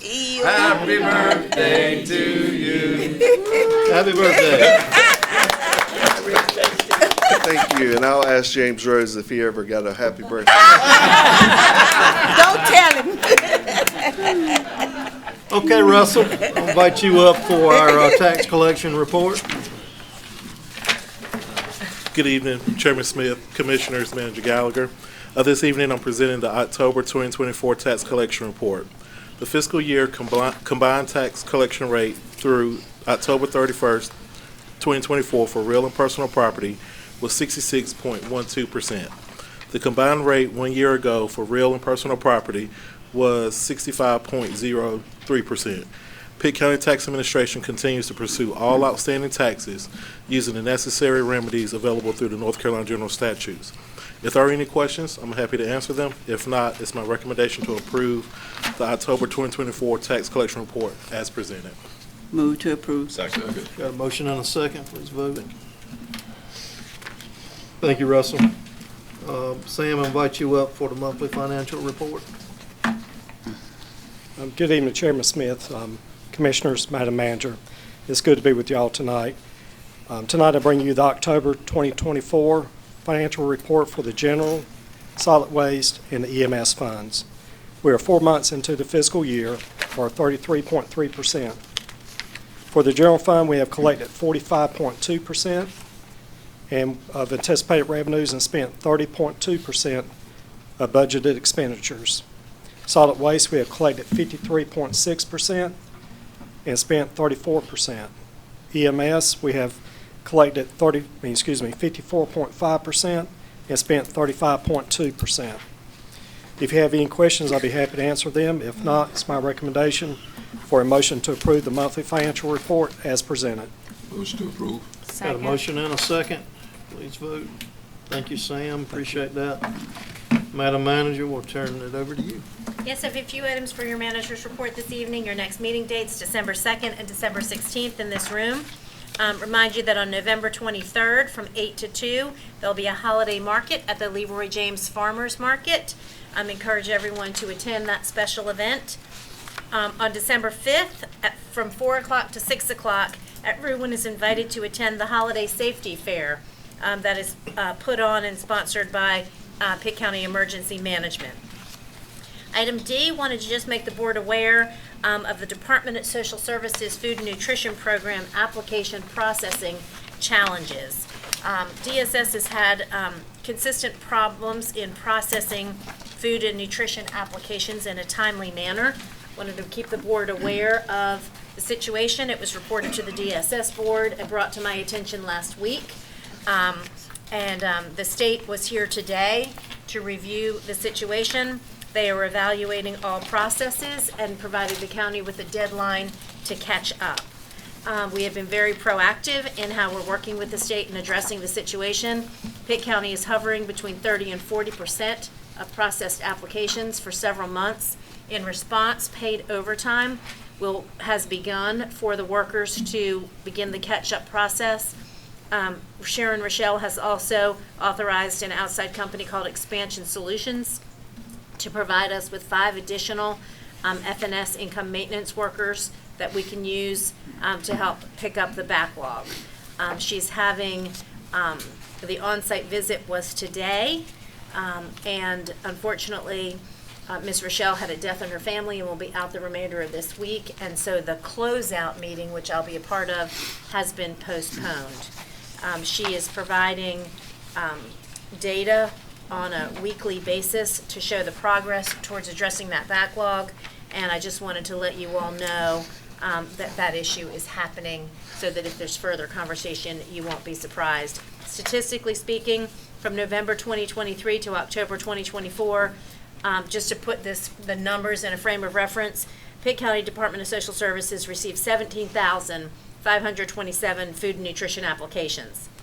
They appropriately processed 15,829 applications in that period.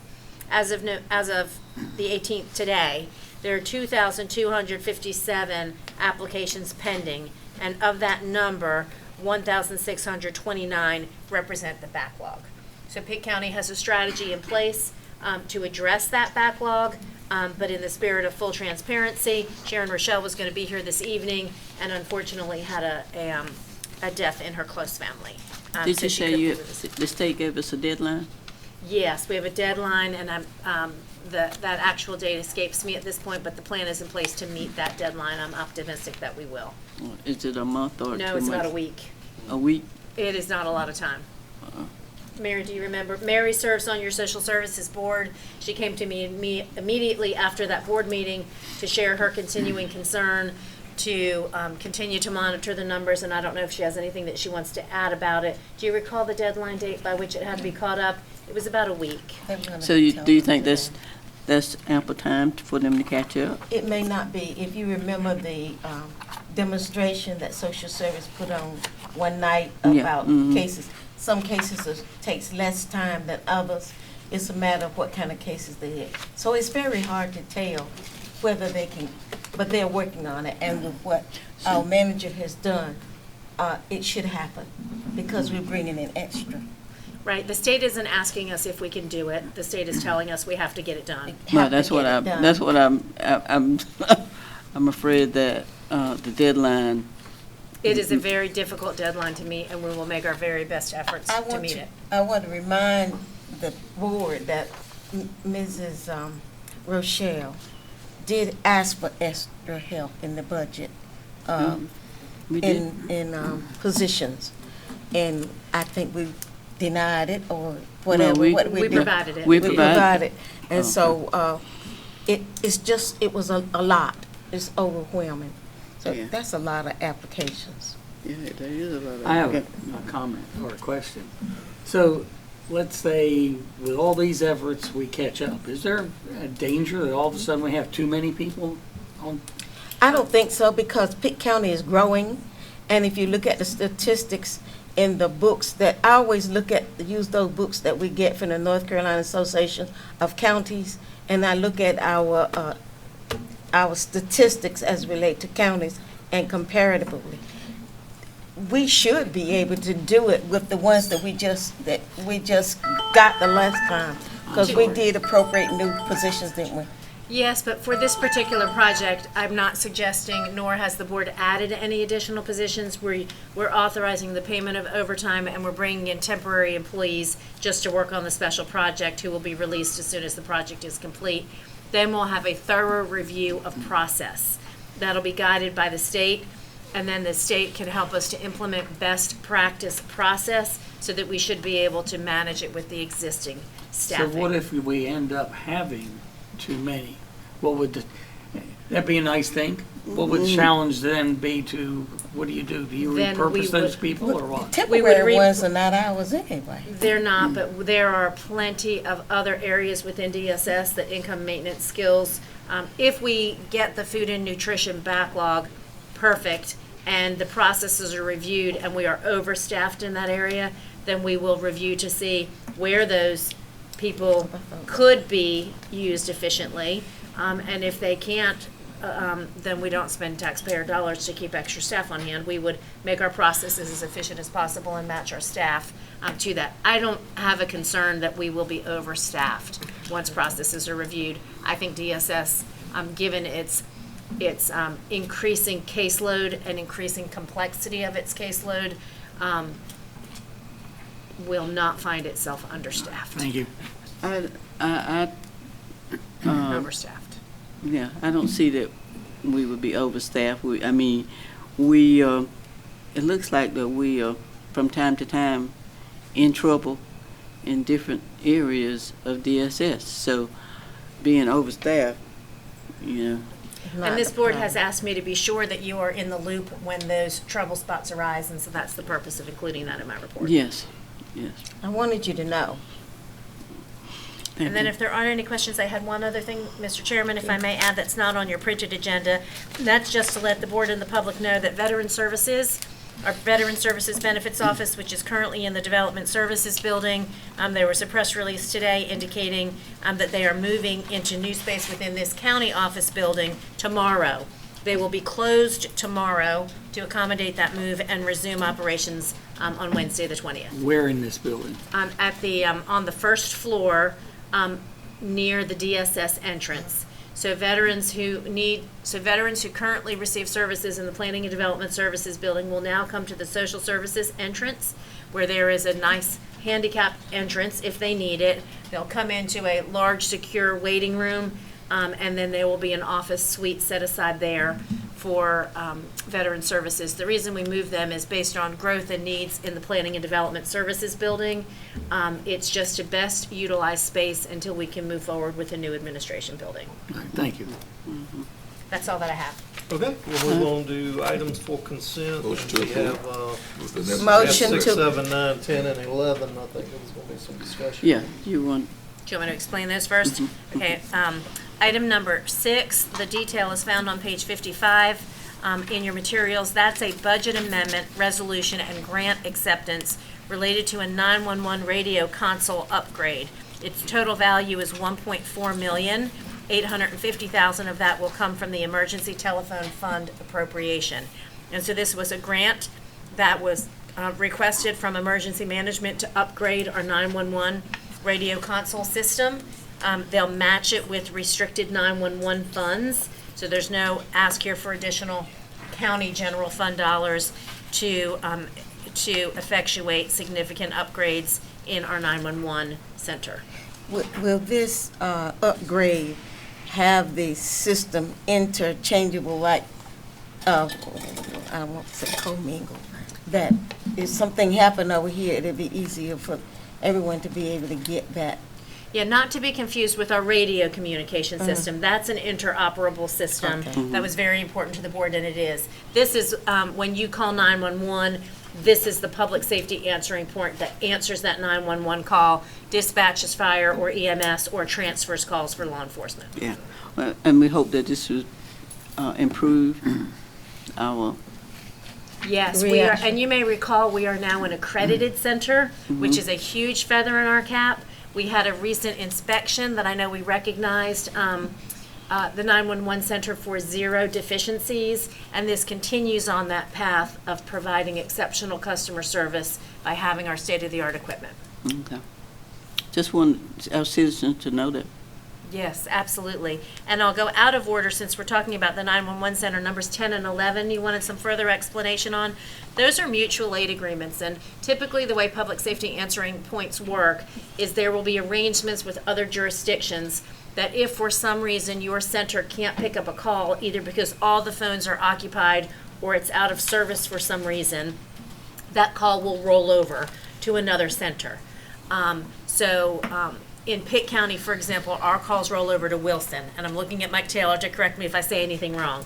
And you can roll out several layers.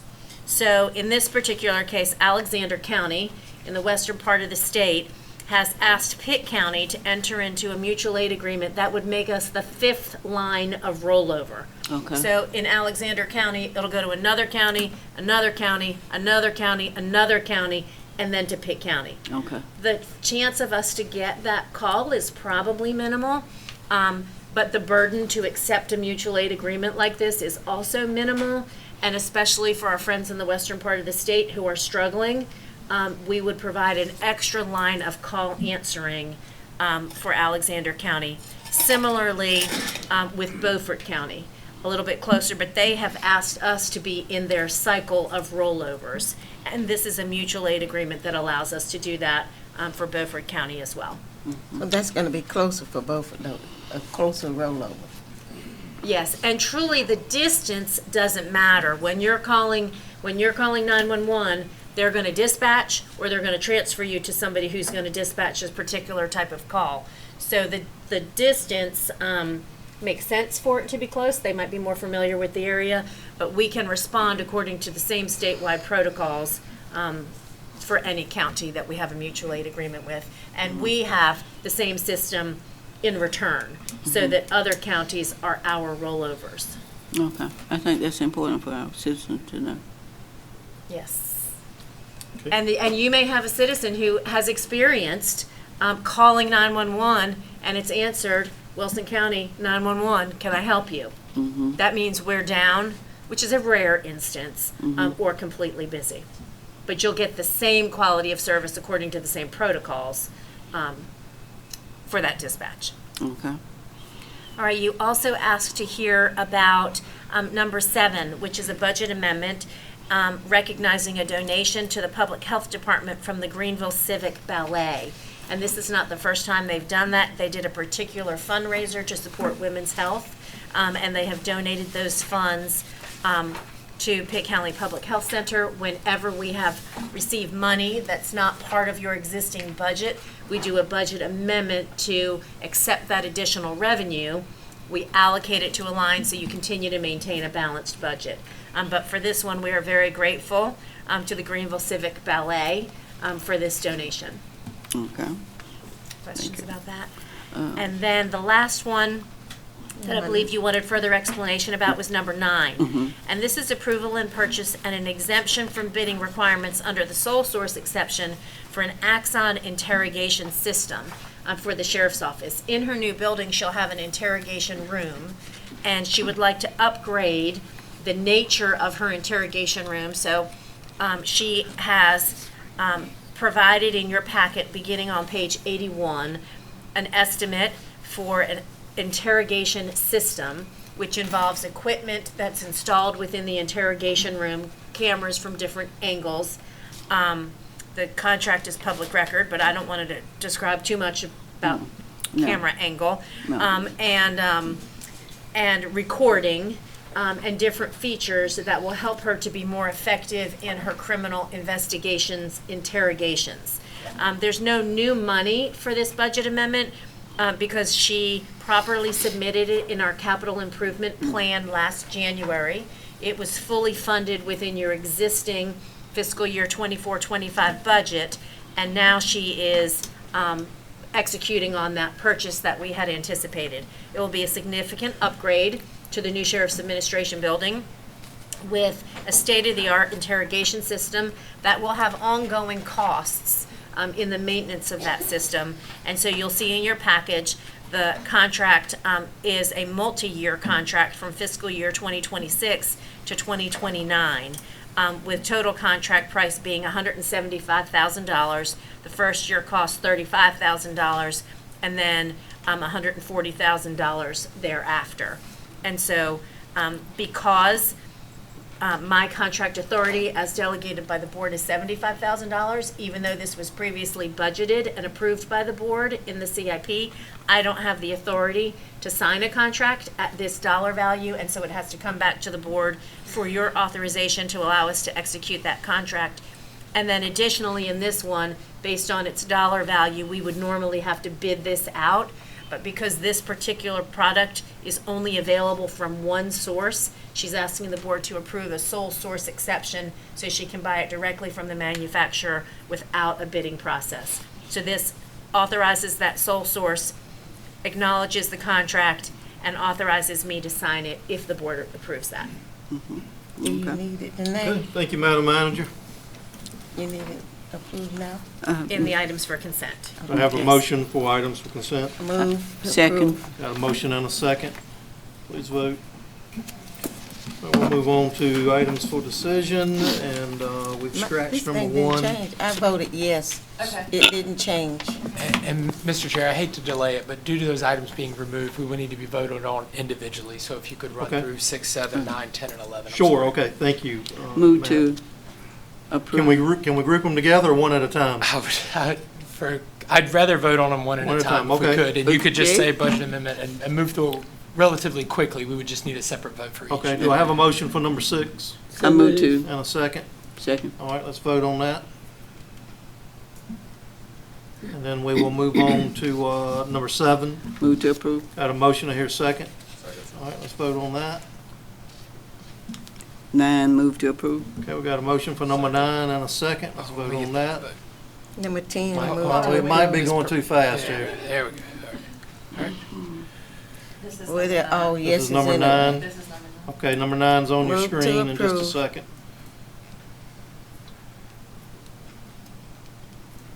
Okay, we got a motion for number 10. Do I hear a second? Second. Okay, Move to approve. and we got a Second. motion for number 11 and a second, so let's vote on that. Thank you for keeping us straight. Thank you, Mr. Chair. All right, we'll move on to items for decision. Number 2, contract award Pitt County Administration Building. This one is Tim? exciting. Yeah, good evening. This first item is for a contract award for a new Pitt County Administration Building scheduling project. Basically, what we're going to do is meet with all the department heads and figure out what size building we need to replace this one as well as some of the other facilities we have. So this is the first step in that process. We're excited about it. We went through an RFQ process, and through that selection process, we selected JFK Architecture, who y'all may have heard of before. They did our Pitt County Sheriff's Office as well. So tonight we're asking for approval to move forward with JKF Architecture and authorizing the county manager to sign that contract for Move to approve. $85,607. Okay, we got a motion and a second. Please vote. Good news.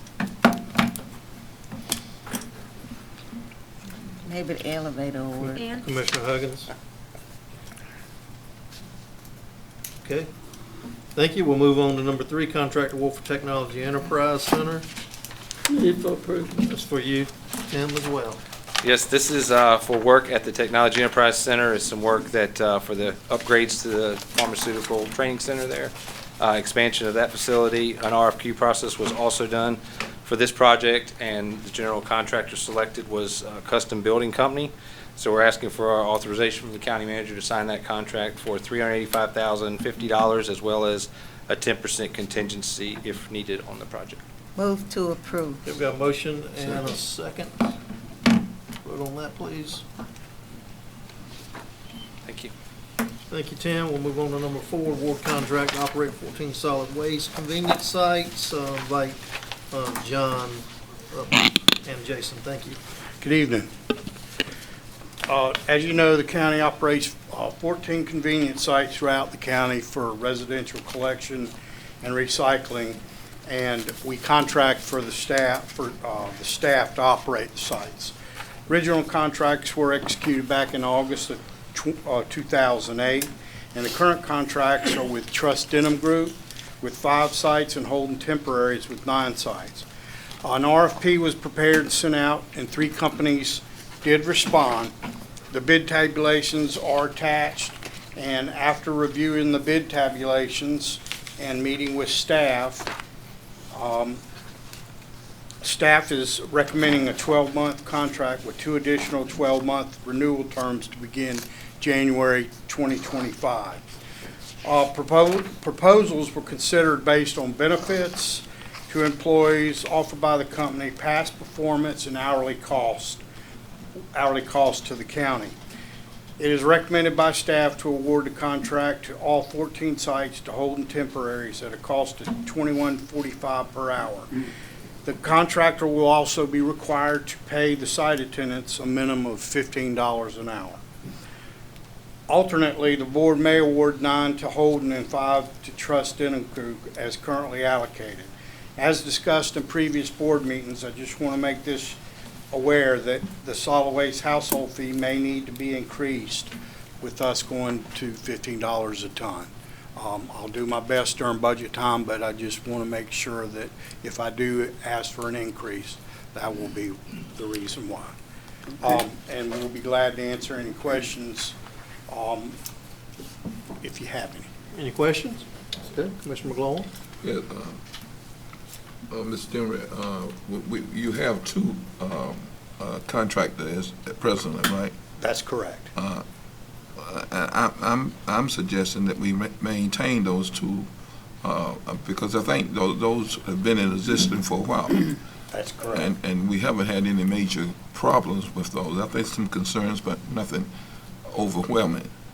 And I would like to see those two entities stay intact. Would you have a problem with that? I'll do what the board directs me to do. No, sir. Okay, all right. Any other questions? What's the pleasure of the board? I second the motion that Melvin made. I was about to ask him, was that a motion? Did you make a motion? I thought he made a motion. I'd like to make the motion that we maintain the current situation as we have now. So we have a motion to maintain our two contractors. Yes, sir. I'll second that. And that's going against staff recommendation, correct? Yes. Staff's recommending that we move to one. And is that with the $15 per hour? That's what he said. Yes. Yeah. Yeah. Okay. We got a second on it. Can I make sure too that the pay would be $21.45 per hour, that we'll pay the contractors, and that they are required to pay the site attendants $15 an hour? Yes, sir. And if the board is interested, one of the things that we heard was very important to this board was the compensation and benefit package. That's laid out in your materials. We don't have to review it. It's in your package unless you want him to review it. And that played into the recommendation as well, in terms of the benefits that would be afforded above that $15 per hour. I'd like to hear that. Can you run through that real quick? Sure. So Holden Temporaries does offer health insurance to, with a cost to the employee. They also offer dental and vision insurance. They offer a 401k. They do give personal leave, and I believe it's a week after they've been with the company a year. They do not offer any sick leave. They offer holiday pay, and they also started just recently a performance bonus program. If the site doesn't get any inspections, bad inspections, and no attendance issues, then quarterly they will give that employee a $100 bonus, and they just started that. Trust Denim Group does not offer health insurance, nor dental, nor 401k, does offer personal leave and holiday pay. And then the other one does offer, but they were way out of, their price was way out, and so that's why I wasn't even recommending that company. Thank you for clarifying that, John. Yes, Commissioner Nunley? Mr. Demery, thank you, and thank you for your presentations and your staff over the last few months. One of the things that I heard and saw was that, and kind of gathered over the last few years, is that one of the difficulties we have is when we have multiple vendors, there's a difficulty in consistency of service, which makes sense, I feel like, regardless of what the history has been there. And then also, part of this discussion was making sure that at the county we're making an effort to make sure our employees that are our employees have an appropriate benefits package and an appropriate pay package. But that there's also a will of the board to make sure that the vendors that we do business with also provide that opportunity. For that reason, I'm going to back your recommendation for going with one service provider. It is so important that our employees and our vendors provide, in my view, health insurance opportunities, dental vision, 401k, that next step in life. It's not just about that salary. And then to have the additional incentive of the bonus, and that on top of what I feel is doing it a different way, trying to see if we can get better compliance with regulations, a little bit easier management on our end of things with one vendor. So I'll be in favor of your recommendation. I cannot do it the same way we've been doing it because I feel like it hasn't been working, and we heard it last year and we approved it and felt like we saw the same thing. So I'm just in a place now where I'm prepared to back understandably it's difficult to change, but I'm prepared to back your recommendation. I have a question. I was waiting. Commissioner? Will there be a loss of employees in that recommendation you're talking about? Commissioner Nunn? I would feel sure that Holden Temporaries would give those employees an opportunity to go to work with them, just like they did. Remember a few years ago when Holden Temporaries took over for the previous contractor, they pretty much hired every one of their employees. But you don't know that. Okay, any other questions, Commissioner White? I did want to make a statement. I appreciate you, Mr. Demery, and you, Mr. Randall, being here and the recommendations that you've made to the board. And I had some things to say, but Chris kind of said my thoughts very eloquently, so I will just say that I agree with Commissioner Nunley, and I plan to support the staff recommendation. Okay, any other commissioner comments? Okay, so right now we have I'm sorry, Commissioner Huggins. Question. Go ahead. Okay, we have a motion and a second. Motion by Commissioner McLaughlin, a second by Commissioner Colson to use the old method, I guess, so to speak, with the two contractors. Yes. So a yes vote would be not supporting staff recommendations and staying with our current two contractors. Okay? Okay. A one would be a yes. A one would be in support of continuing like we have been doing, and two would be against that. Okay. All right, let's vote.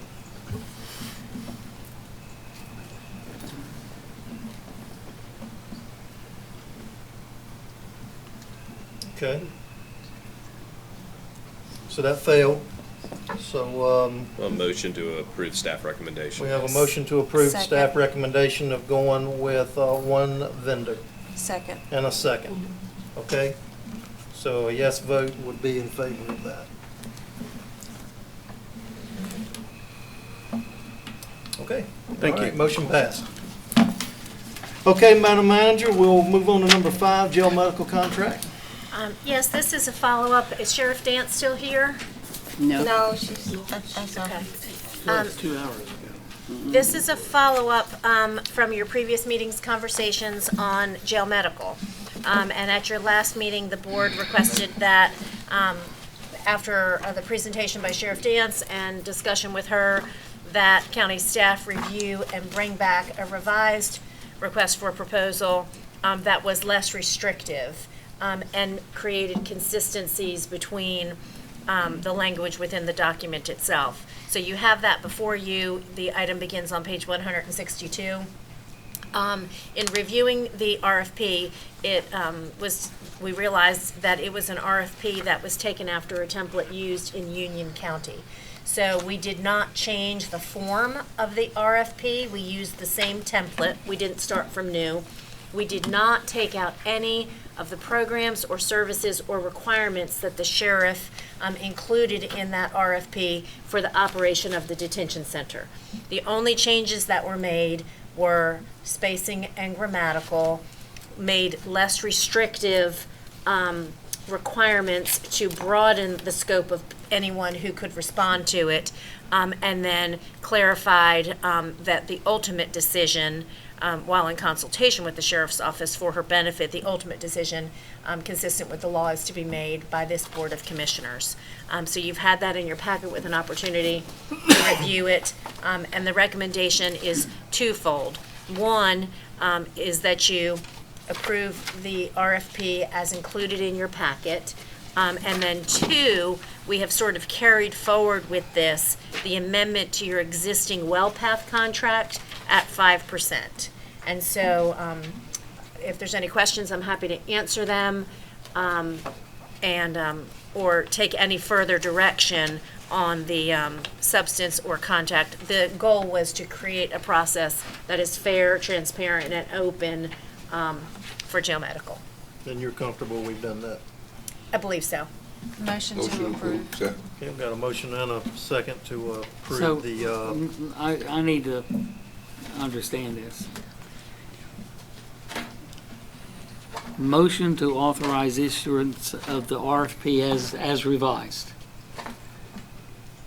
But does that then say that WellPath is going to provide the services, or is this is going out and asking Other people. to other people and making it a fair level playing ground for them to bid on it? Is that correct? That. There's two things going on in this one item. The one thing that's relative to WellPath is a continuation of WellPath's contract from now until the end of the fiscal year with a 5% price increase as negotiated by the sheriff.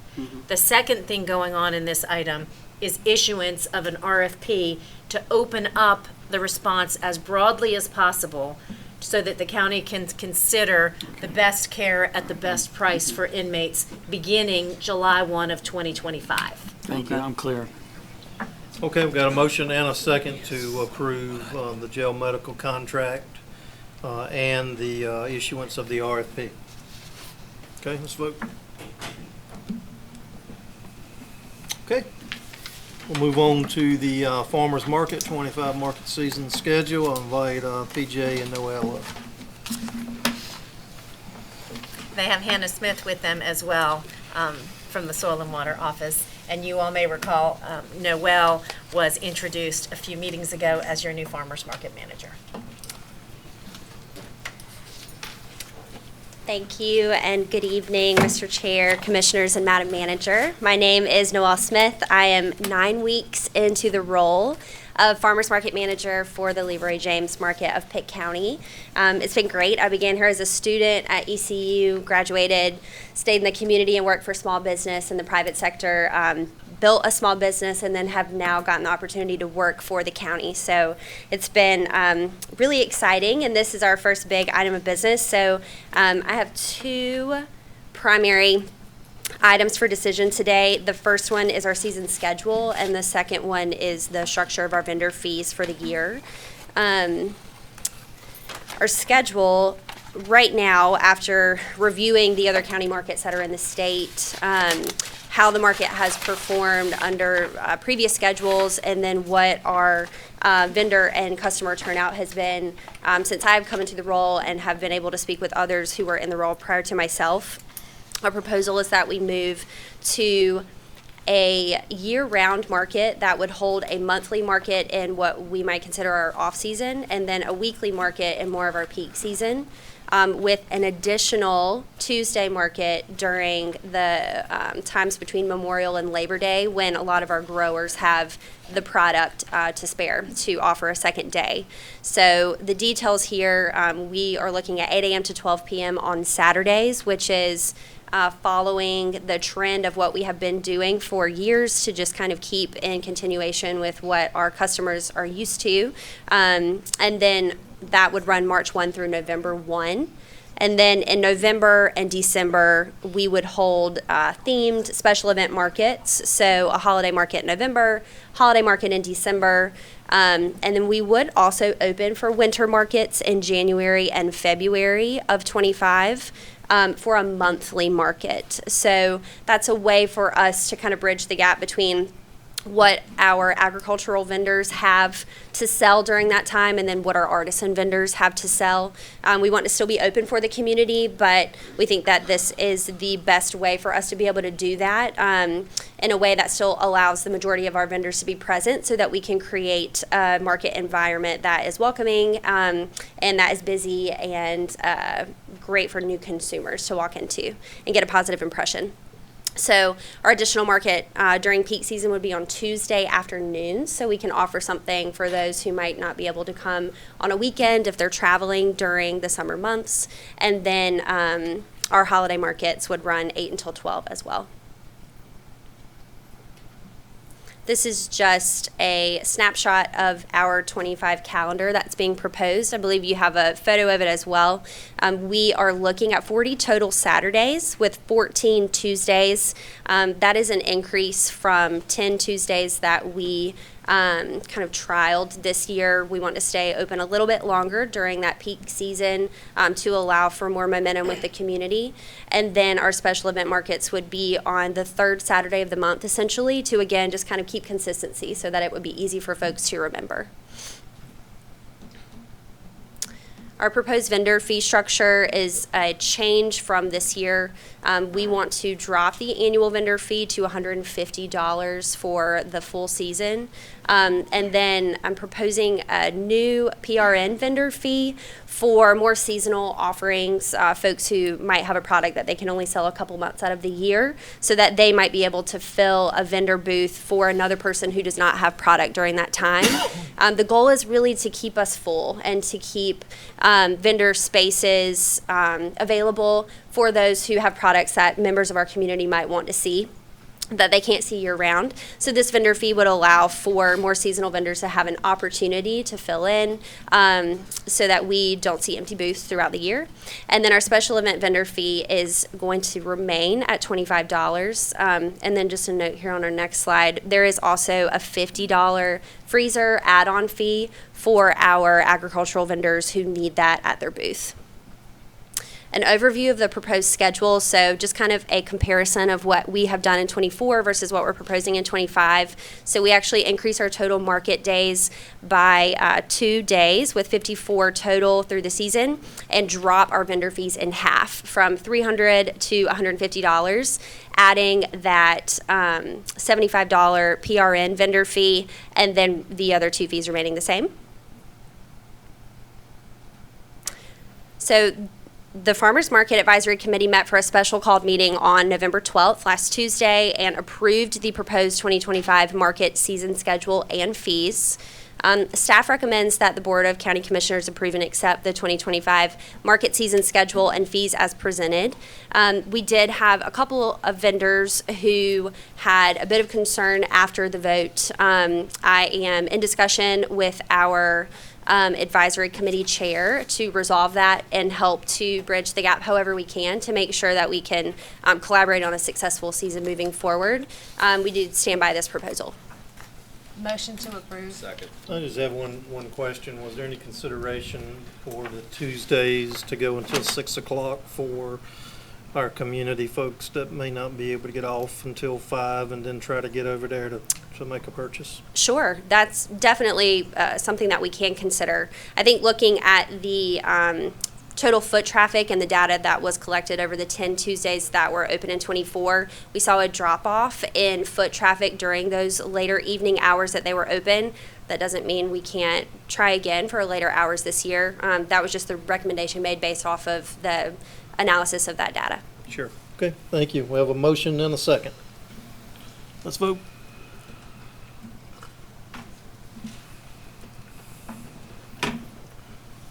Marshall. Okay, great. Thank you. Thank you so much. Okay, we'll move on to commissioner comments. I'll start from my left with Commissioner Colson.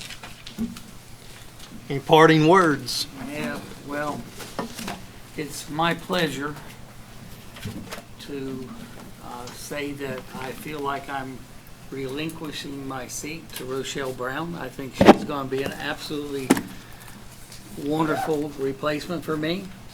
I think that she'll hit the ground running, and I've enjoyed the board. I'll miss you, and I won't miss you. Thank you for your long service to Pitt County, Commissioner Colson. Commissioner Floyd Huggins. I want to say thank you for your service, Commissioner Colson. Want to say that I attended the Legislative Goals Conference in Wake County, along with my other fellow commissioner and county manager. There were 60 counties represented, I believe.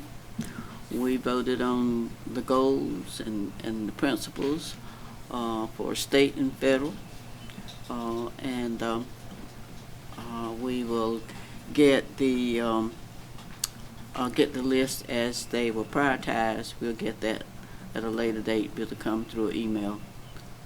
So just want to say, it was a spirited conversation, I believe. Yes. Okay, thank you. Commissioner White? I do have a few. I do want to apologize to the citizens that showed up tonight who were expecting a vote on the gun ordinance. I know it's frustrating. I know gas is expensive and time is valuable, so I do apologize to people on both sides of the fence who were looking for a vote tonight. And I do want to wrap up my comments. I want to thank Tom and Beth, both of you. I have really enjoyed serving on this board with you, and I feel like I have learned a lot from both of you. Even if there's been things that we may not have voted the same on, we've always been able to have respectable conversations, and I truly am going to miss you both. I wish you both well, and please stay in touch. Like I said, if you have complaints, call Commissioner Holloman. Please, I forgot to add Commissioner Ward in my comments too. Thank you. You're welcome. Commissioner McGlaughlin. Thank you, Mr. Chairman. I certainly want to congratulate Commissioner Colson and Commissioner Beth Ward. I've served a long time, and of course, Commissioner Colson has served diligently, and Commissioner Ward has also learned a lot from both of them. And I want to tell you, Tom, I did agree with you on some things. Tom said I never agreed with him on anything. I agreed with me 3 times. That's good. That's good. That's good. So we're gonna miss you, but we wish you well and wish you much success in the future. Thank you. Commissioner Perkins Williams? I'd like to say thank you to all the citizens who showed up tonight. I hope you can understand that safety is important for everyone, and that we need to be mindful of someone else's fear and someone else's probability of being hurt. Let's embrace each other's feelings and try to get along, go along, and be along with one another in the spirit of best wishes for everyone. And to all you folks who are going to go home and sleep late and eat a lot, I say, best of luck to you. I hope you continue doing the same and keep us in mind whenever we're in a quagmire situation. Commissioner Ward, I want to say before you start, thank you for your long service to Pitt County. Well, it's gone by very fast. And I've had a lot of different jobs and worked in a lot of different schools as a school principal, and all these jobs are different, and you deal with the public a lot. And I was really, when I came on this board, I can tell the gospel truth now, I really had no idea what was going on over here. But I feel like I adjusted, caught on quickly, and I've loved serving with all of you. We've got a great group of people up here, and the whole county should be very proud of that. Thank you, Commissioner Ward. Commissioner Holloman. Oh, I'm going to speak this time. I usually don't. Thank you both for your long and lengthy careers. Sometimes I think your careers go longer than Tom Colson's speeches. I will miss looking to my right, seeing you. I don't know about looking up there, but I do thank you both. There's the roast. If I had my way, we'd have had one. Trust me, I could have sold a lot of tickets to that. But thank you both. We will miss you, some more than others. Commissioner Nunley. Thank you. So echo the sentiments of the board, Commissioner Ward and Commissioner Colson. Pitt County is the place that it is now because of your service. You've seen probably more growth than any commissioner due to your extended service, and the fact that the community's entrusted you that long is a indication of the worth and the value add that you've been for this community. And it's not easy all the time, and you got to deal with a bunch of other knuckleheads on the commission from time to time. But but the county's better for both of your service. And from the bottom of my heart, as someone that wants to learn from those that we all learn from what you've done. And so thank you both for everything. Thank you, Commissioner. I will entertain a motion to go to the House. Oh, let's go. Motion made. And a second. Okay, thanks, everybody.